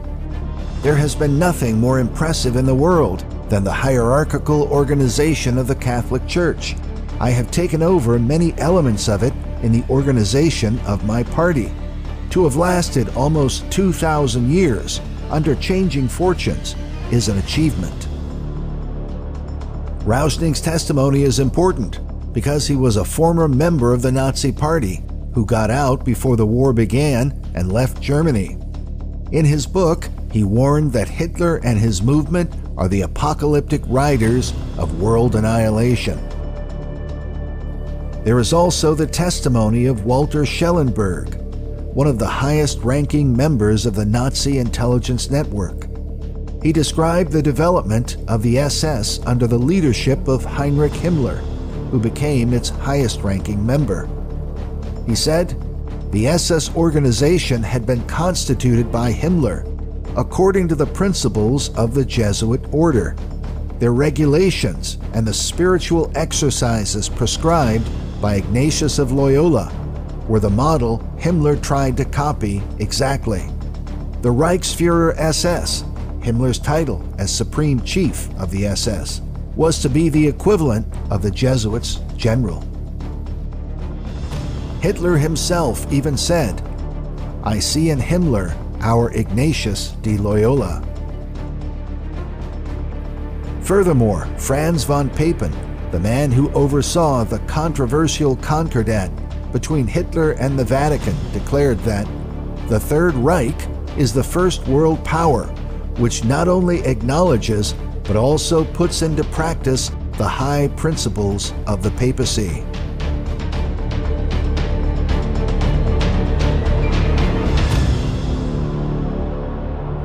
Durch eure Schule wird die ganze Nation gehen.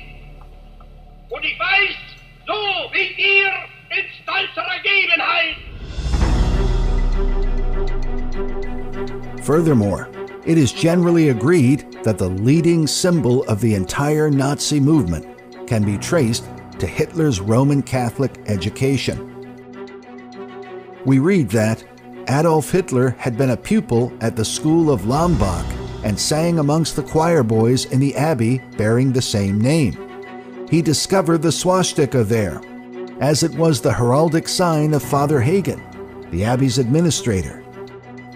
The abbot, Theodoric Hagen, was a 19th century priest who had long since passed away before Hitler attended the school at Lambach Abbey. Yet he left behind his coat of arms, which is said to have captivated the young Adolf. We see the image here with the bishop's mitre placed like a crown above the emblem. The letters around the symbol stand for Theodoric Hagen, Abbey Lambach. Some of the Nazi connections to Rome are still subjects for debate.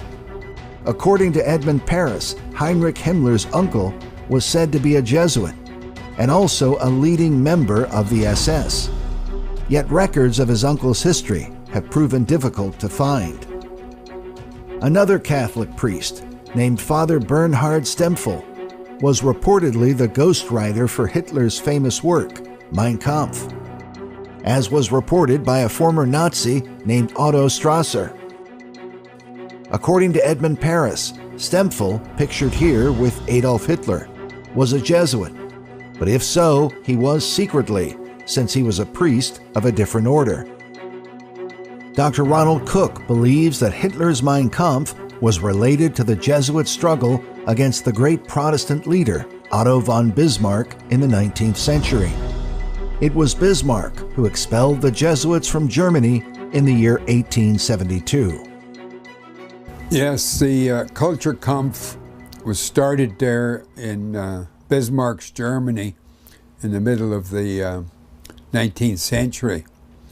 And Bismarck opposed Rome.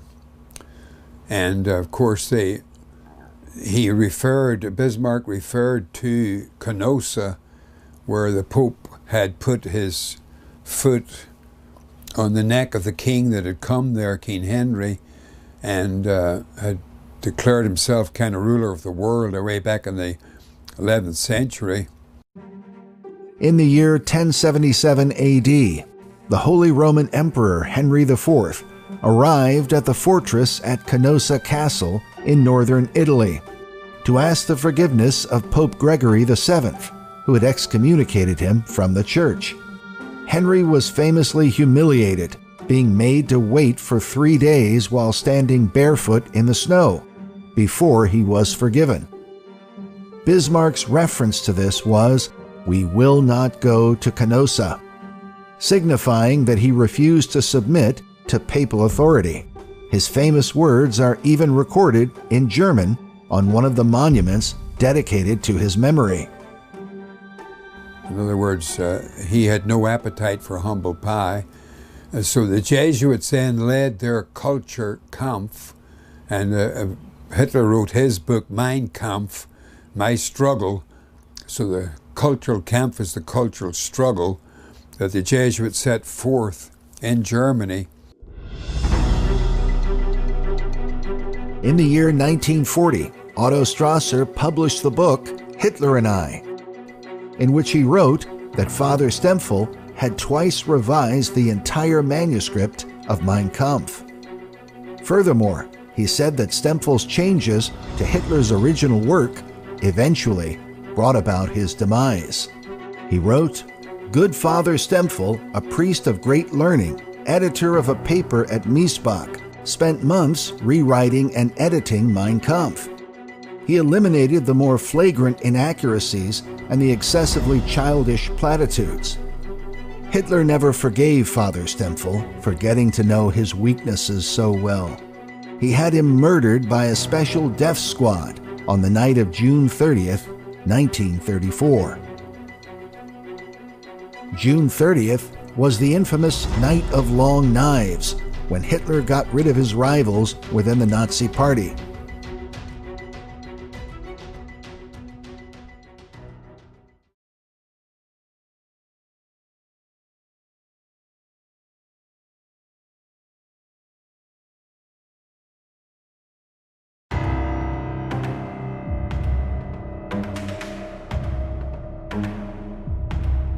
While there were many players in the drama of the Second World War, some researchers argue that the conflict was being driven behind the scenes by the superior general of the Jesuit order, a man known as Vladimir Ledachowski, who could be called Hitler's Black Pope.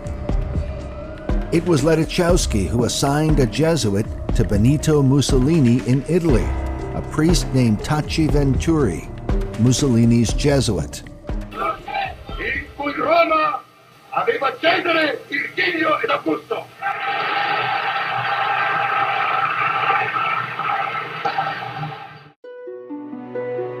The Jesuit Venturi was one of the architects of the Lateran Treaty of 1929, which restored the temporal power of the Pope by recognizing Vatican City as a nation-state.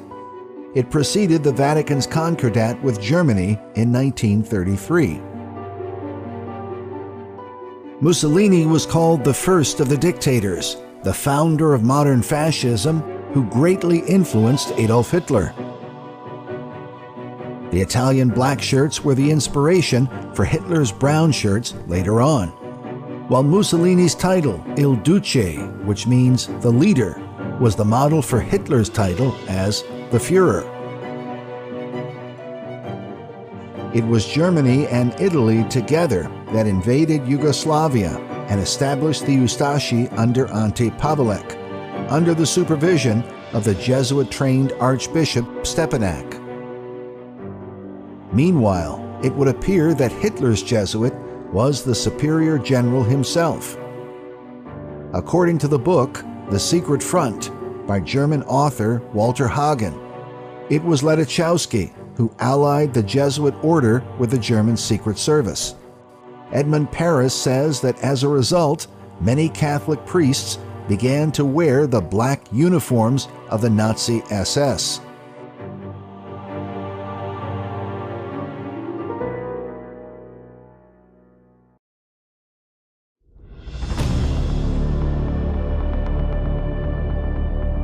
American author F. Tupper Saucy documented his own history of the Jesuits in the book Rulers of Evil.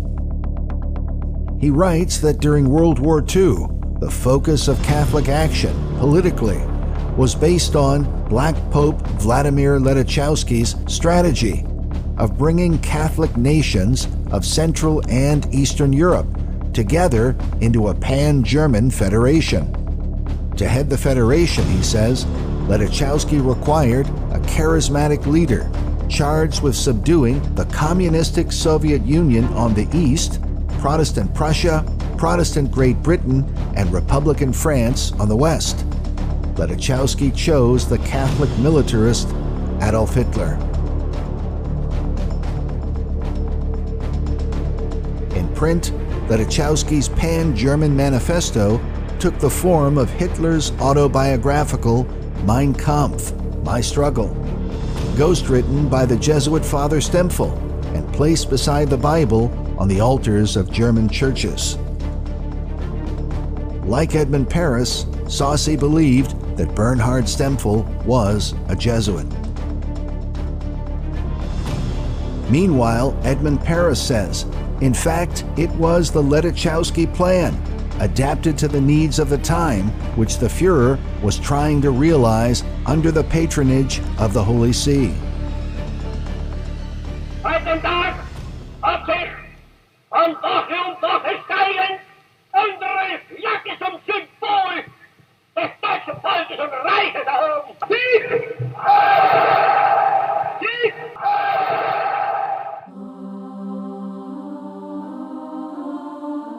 Rome's support of Hitler was also acknowledged by a variety of additional sources during the war era. The Protestant Truth Society published a work titled The Vatican and Nazism, in which they openly declared that the one organization which has been the means of placing Hitler in power and has assisted him in his conquests is the Roman Catholic Church, whose headquarters are at the Vatican in Rome.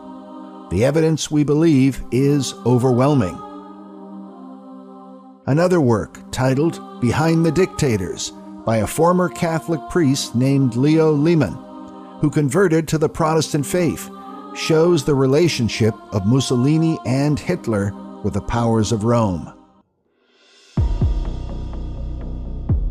Lehman writes, "The Jesuit order, as the leader of Catholic action, has played a decisive role.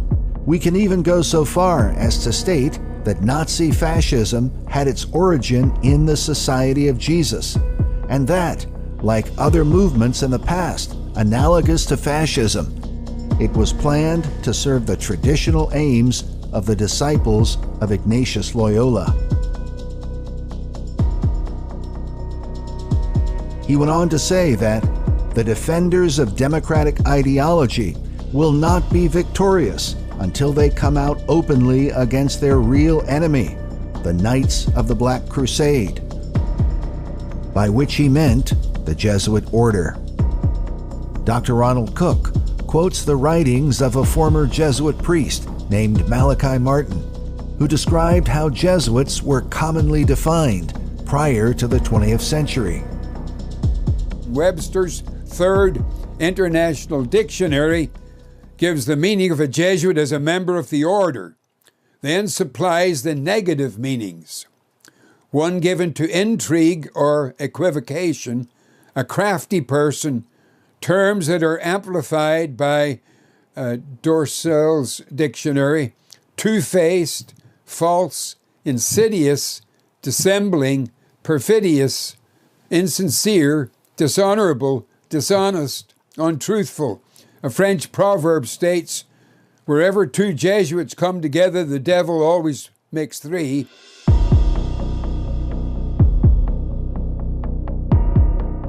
It was Rome who, in the Dark Age, established Jewish ghettos and forced the Jewish people to wear the yellow badge of shame. But in the 20th century, the Jesuits would take anti-Semitism to even greater extremes.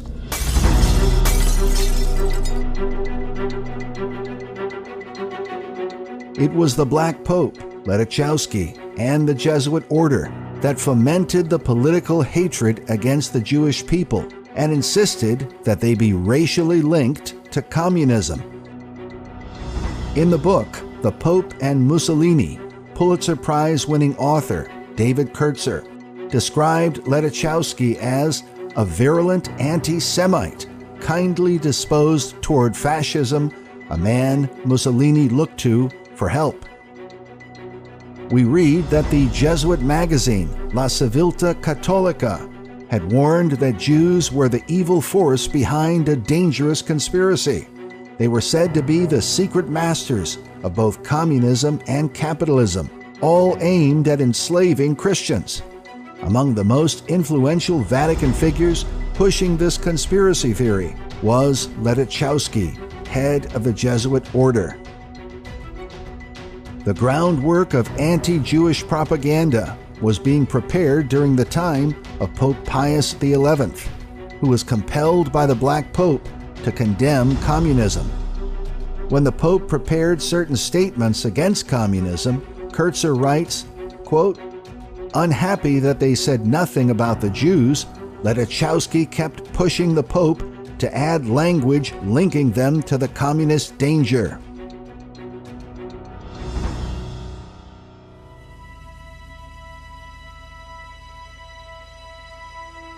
In their writings, the Jesuits had been pushing anti-Jewish propaganda since the 19th century.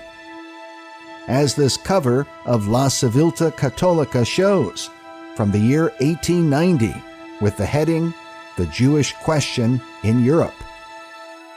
The publication mentions causes, effects, and then remedies, or solutions, which would appear to foreshadow Hitler's final solution program, which resulted in the Holocaust. The magazine presents arguments concerning the financial domination of the Jewish people, even referencing a book called The Desperate Struggle Between the Aryan People and Judaism. But in 1890, Adolf Hitler, who was born in 1889, was not more than a year old, showing that the ideas that drove the Nazi movement were developed by the Jesuit order nearly half a century before Hitler's rise to power.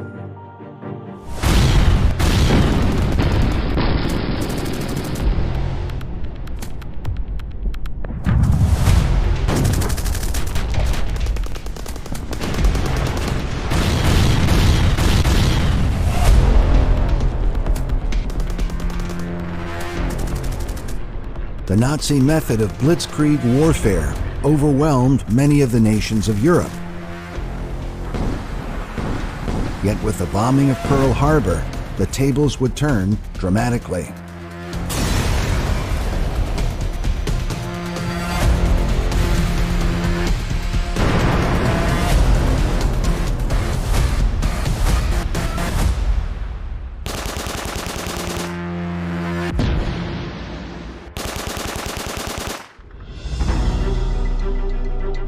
December 7th, 1941, a date which will live in infamy. The United States of America was suddenly and deliberately attacked by naval and air forces of the Empire of Japan. The United States was at peace with that nation, and at the solicitation of Japan, was still in conversation with its government and its emperor, looking toward the maintenance of peace in the Pacific. Just as Hitler and Mussolini signed a peace treaty before betraying England, so the Japanese talked peace with America, up to the very hour of the Pearl Harbor attack. A day of infamy. Even as Japanese diplomats were conferring with Secretary of State Hull on peace measures, Japanese planes were swooping down on Pearl Harbor. This pictorial record includes both U.S. films and pictures made by the enemy as they dropped their load of death on the naval base, on Wheeler Field, on civilian homes and schools. As King David had written in the Psalm, the words of his mouth were smoother than butter, but war was in his heart. Japan had joined the Axis powers and its plan for world domination 1 year earlier through the Tripartite Act of 1940. In Berlin, they drew up the Axis Act, the blueprint of the new order, and parceled out the continents of the world for Axis domination. Italy was to get the Mediterranean. Japan was to get the Orient, and to Germany would go the rest of the world.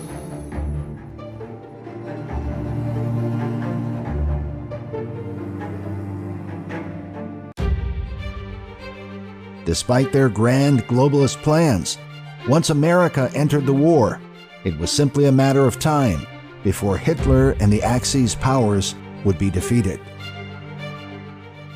With confidence in our armed forces, with the unbounding determination of our people, we will gain the inevitable triumph, so help us God.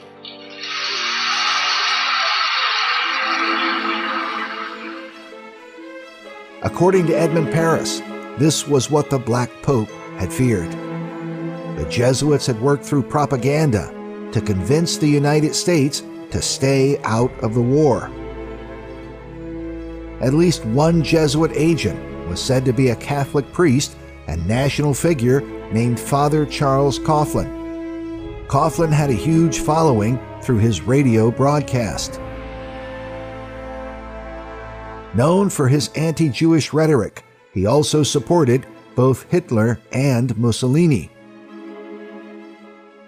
Paris believed it was Coughlin's assignment to convince Americans not to enter the Second World War, helping to ensure a Nazi victory.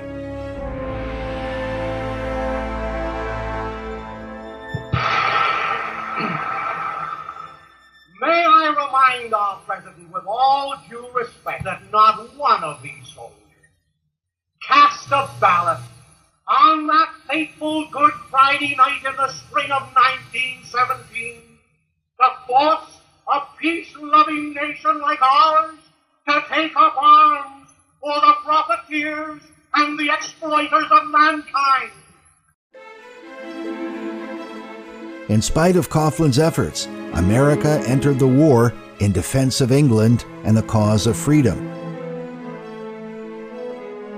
The Black Pope let Lechowski's dream would not be realized. Edmund Paris writes that Ledachowski already spoke haughtily about the general meeting the company would hold in Rome after England had capitulated. Despite the propaganda and confusion of recent months, it is now obvious that England is losing the war. But heaven had decided otherwise, Paris says.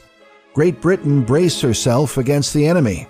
The United States entered the war, and the Russian campaign was a disaster for the Nazis. For Ledachowski, it was the collapse of his great dream. The general's health did not stand up to such a disaster, and he died. In fact, Vladimir Ledachowski, the Black Pope, would die in December of 1942, just over a year after the United States declared war on Japan, Germany, and the Axis powers.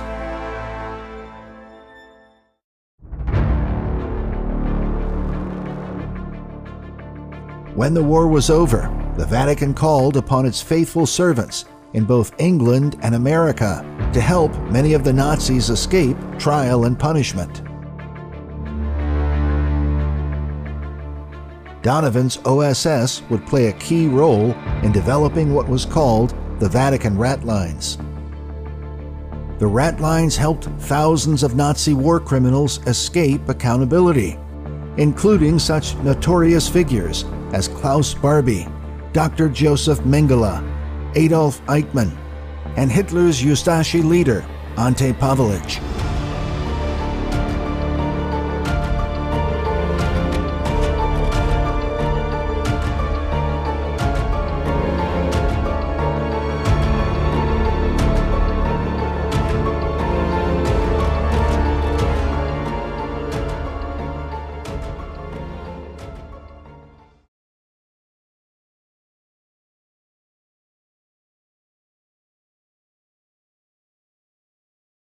Well, you can't talk about the Jesuits operating in the world today without talking about the most famous Jesuit on the planet right now, which is Pope Francis. Pope Francis goes around talking about, you need to share more of your wealth with these people. You need to open up your borders. Everything that's in the United States, everyone in the world is entitled to, and you should open the borders and let them in. I found it quite ironic that Pope Francis, from behind the walls of the Vatican, can talk about how wrong it is to build a wall at the southern border in America. It's because he sees all the wealth in America as common property, which is Marxist. In 2019, the Jesuits America magazine published an article titled "The Catholic Case for Communism." It featured a photo of Pope Francis with a president of Bolivia presenting a crucifix made from a hammer and sickle, the traditional emblems of Marxism. The design was the work of a Jesuit priest named Luis Espinal, a Jesuit filmmaker and activist who was reportedly killed by a government death squad in 1980. A fellow Jesuit named Javier Albo would later declare that Espinal's intent was for the Church to be in dialogue with Marxism. There is no question that such dialogue has long since begun.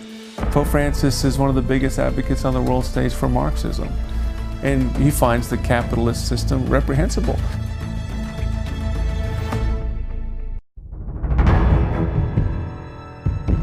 But where did this association begin? Many believe the Pope and Vatican have just recently embraced Marxist ideas.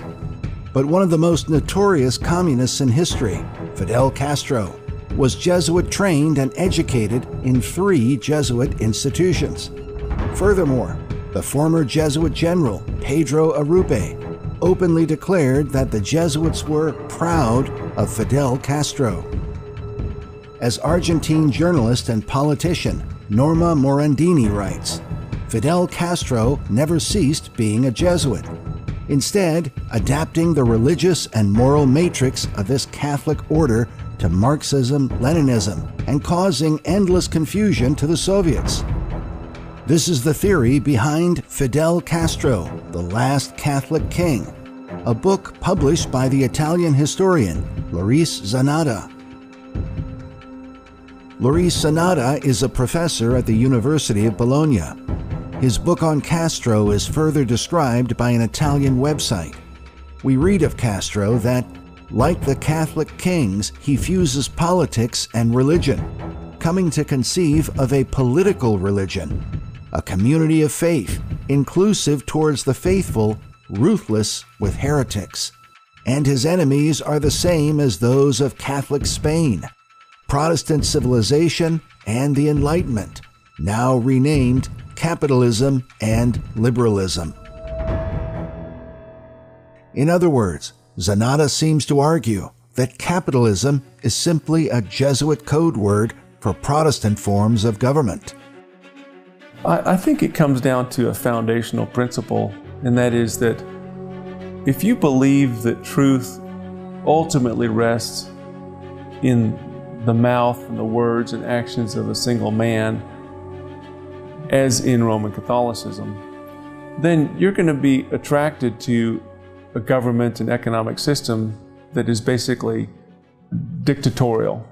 One person who just declares what the law is, declares what the truth is, and he's to be obeyed. And that's why you find that Roman Catholic countries, say Honduras and Venezuela, and they tend toward Marxist, socialist, dictatorial regimes.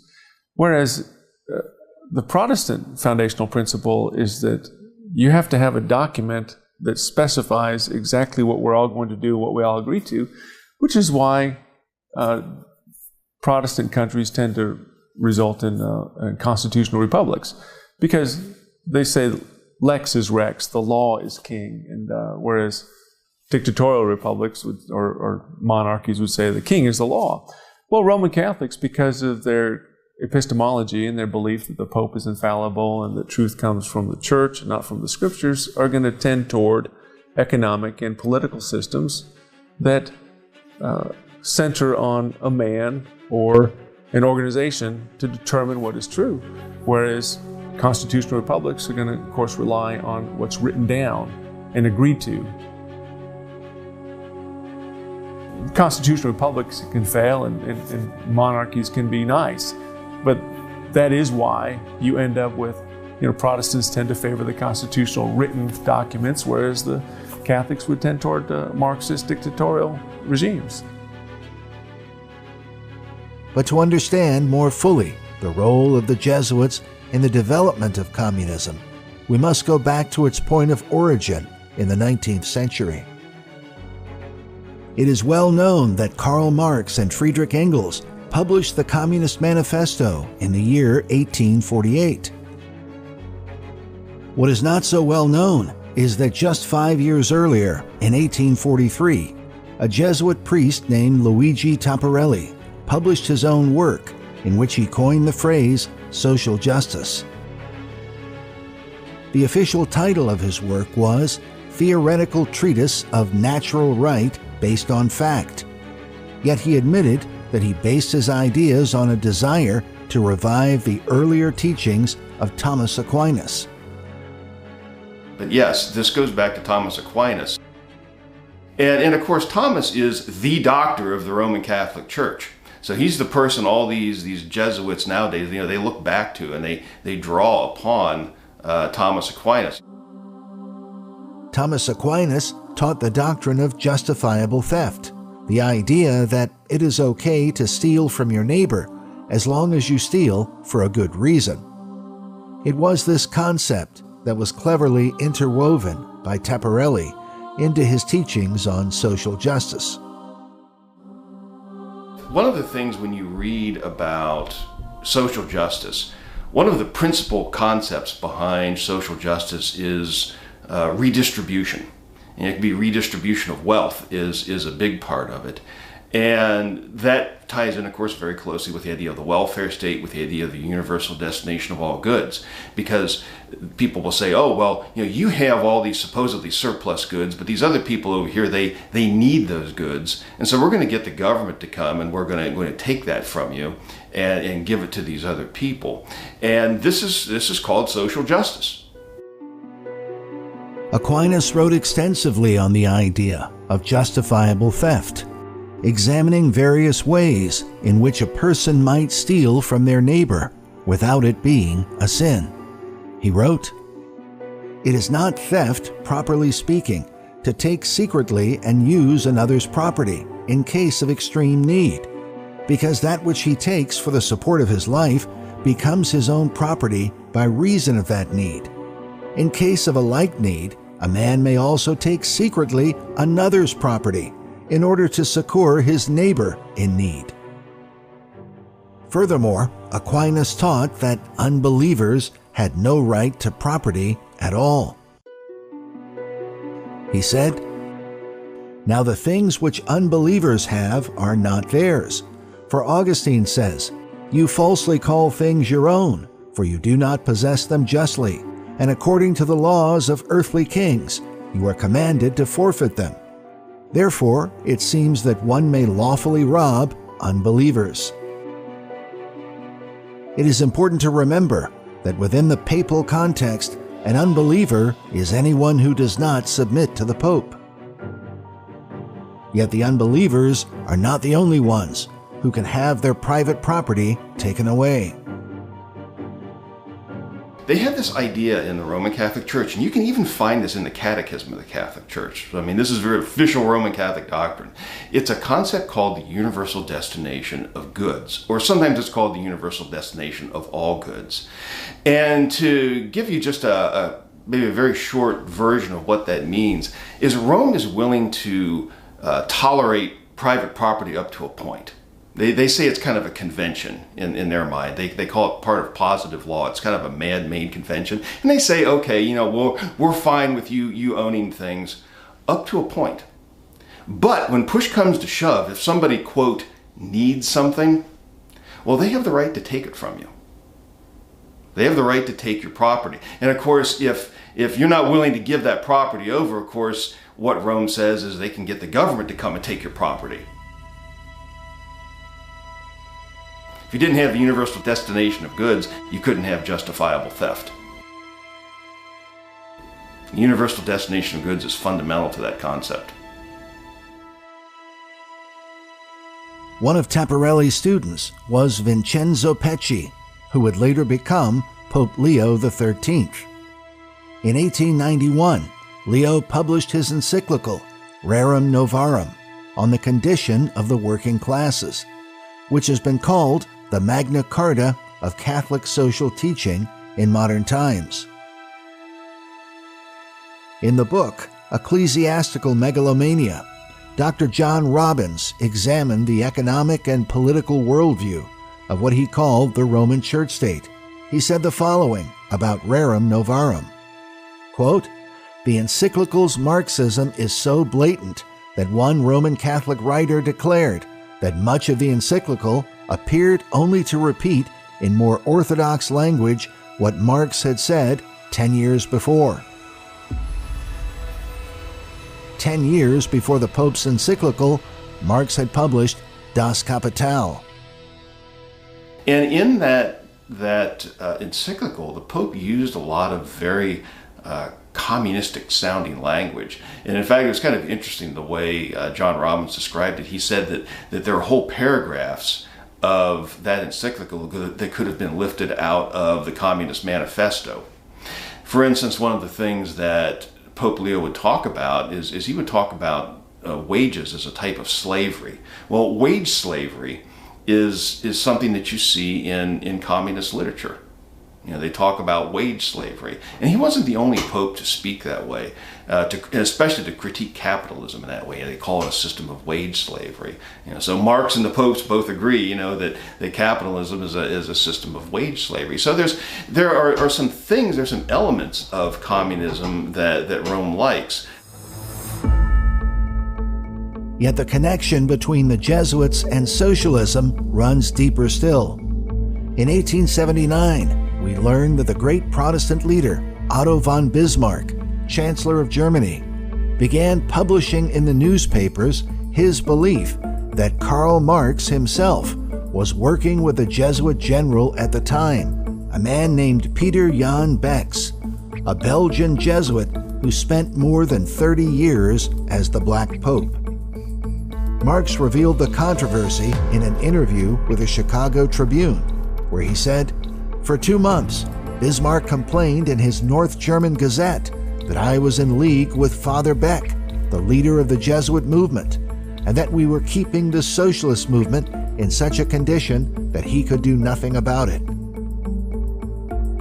While Marx claims to be amused by the idea, he does not deny it. Bismarck expelled the Jesuits from Germany earlier in 1872, and he remained a relentless opponent of both the Jesuits and socialism throughout his lifetime. But there were additional warnings back in the 19th century, long before the Marxist revolutions of the 20th century. In the year 1868, the great Protestant historian J.A. Wiley wrote his book, The Seventh Vial, or the Past and Present of Papal Europe.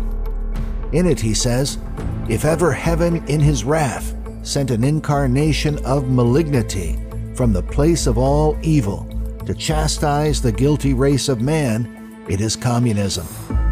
But the hell from which it has come is Rome. Communism has drawn its birth from the fetid womb of popery, whose superstition has passed into atheism and whose tyranny has engendered lawlessness." Meanwhile, some years earlier, the Reverend Alexander Hislop, well known for his anti-papal work, The Two Babylons, also published another book titled The Red Republic, or Scarlet-Colored Beast of the Apocalypse. In the year 1849, he wrote, "This new phase of socialism will not escape the piercing eye of Rome, and if she finds it necessary, or for her interest, to pay court to the men of the Red Republic, she will not hesitate for a moment what to do." Popery in its first phase was baptized paganism. In its last, it seems destined to appear as baptized atheism. Another minister named Robert William Dibdin published a work titled England Warned and Counseled in 1851. He wrote, "The writings of the socialists. I maintain there is more than mere wickedness. There is more than mere delusion. There is more than mere fanaticism in these things. There is very much of anti-Christian system, which I trace to the Jesuits."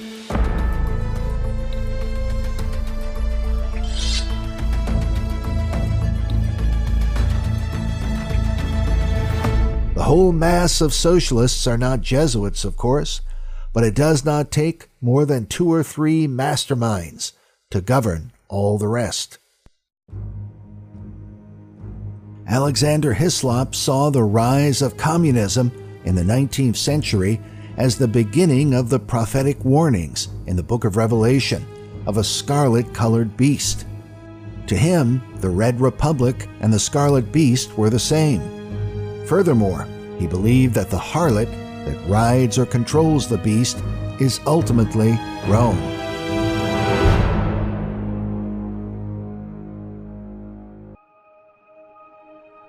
The red flag of the Marxist is said to date back to the French Revolution. But the doctrines that inspired that revolution are commonly traced to the University of Ingolstadt in Bavaria, which was a well-known haven of the Jesuit order.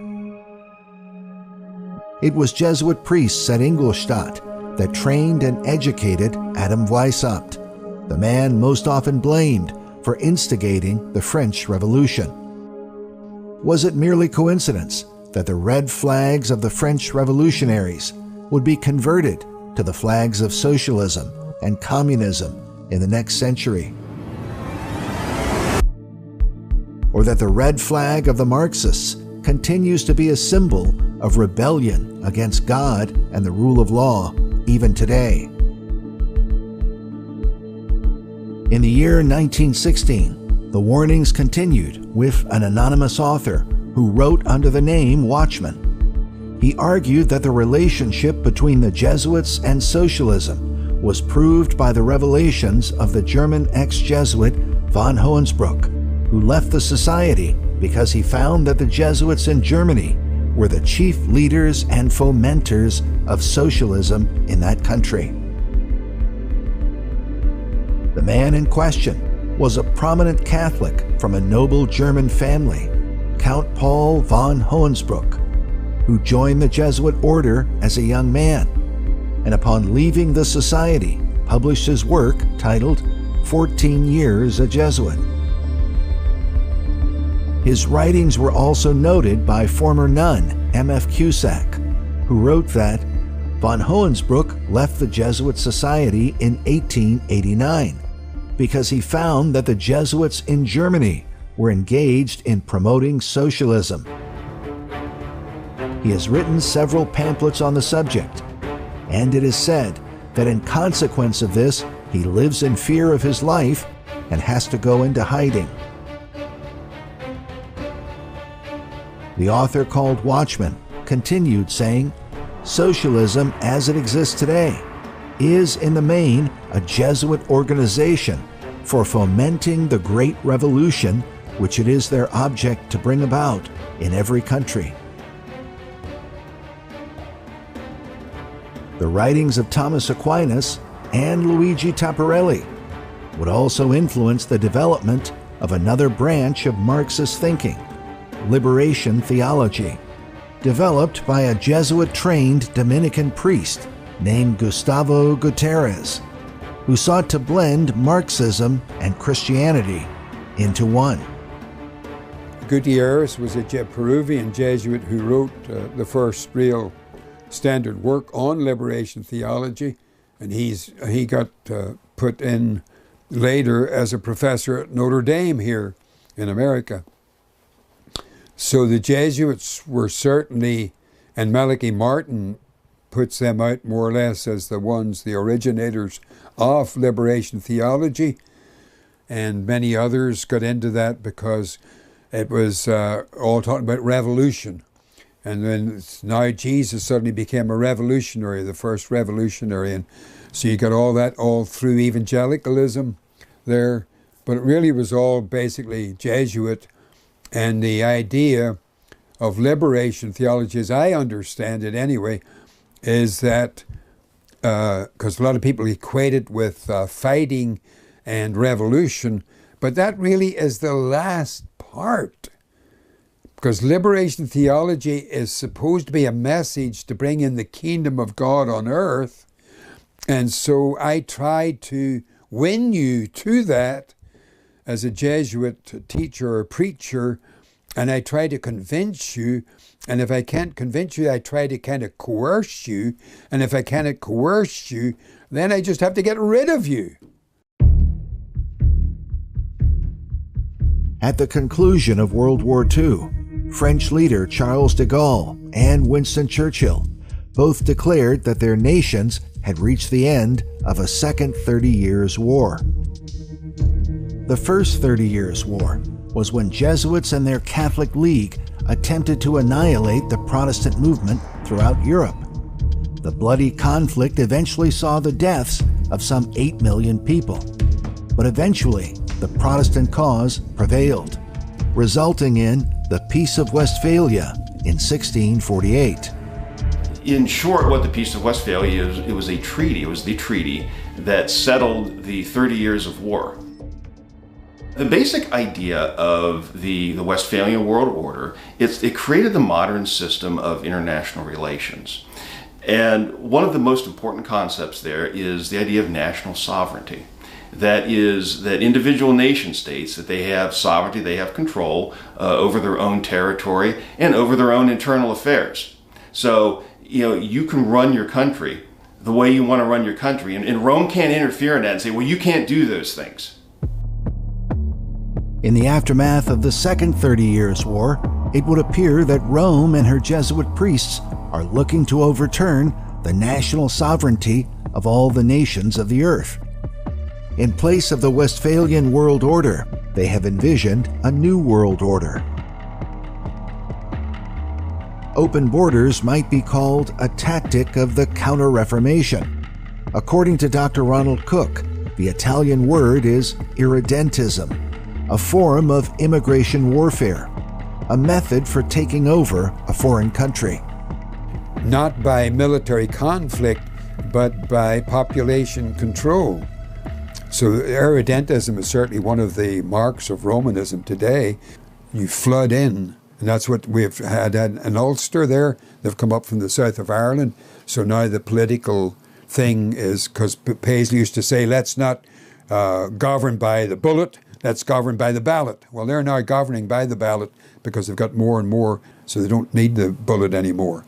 So the more you flood in, you take over all the branches of government simply by the numbers. So how do you get elected? Well, you get enough people flooded in there that's going to vote for you, and they'll vote for you. And that's another ploy of Rome. Irredentism is part of a Roman Catholic, I believe, teaching to take over the world. Yet Rome not only opened the borders of nations, but also of the world religions. Through Vatican Council II, the Jesuits in particular removed the doctrinal boundaries between Christianity and the pagan religions of the world. In particular, the Jesuits said of Islam that the plan of salvation also includes those who acknowledge the Creator, in the first place among whom are the Muslims. Together with us, they adore the one merciful God. Critics of Rome argue that Vatican II is a complete betrayal of the true gospel of Christ. The Bible says if a man doesn't preach the gospel, it says, let him be accursed. Twice it says that, so that you make sure that the Holy Spirit makes sure that you get that. And Paul includes himself, so he's not just railing at other people. If we or an angel from heaven preach any other gospel, let him be accursed. Is the false gospel of ecumenism bringing a curse upon America and the world?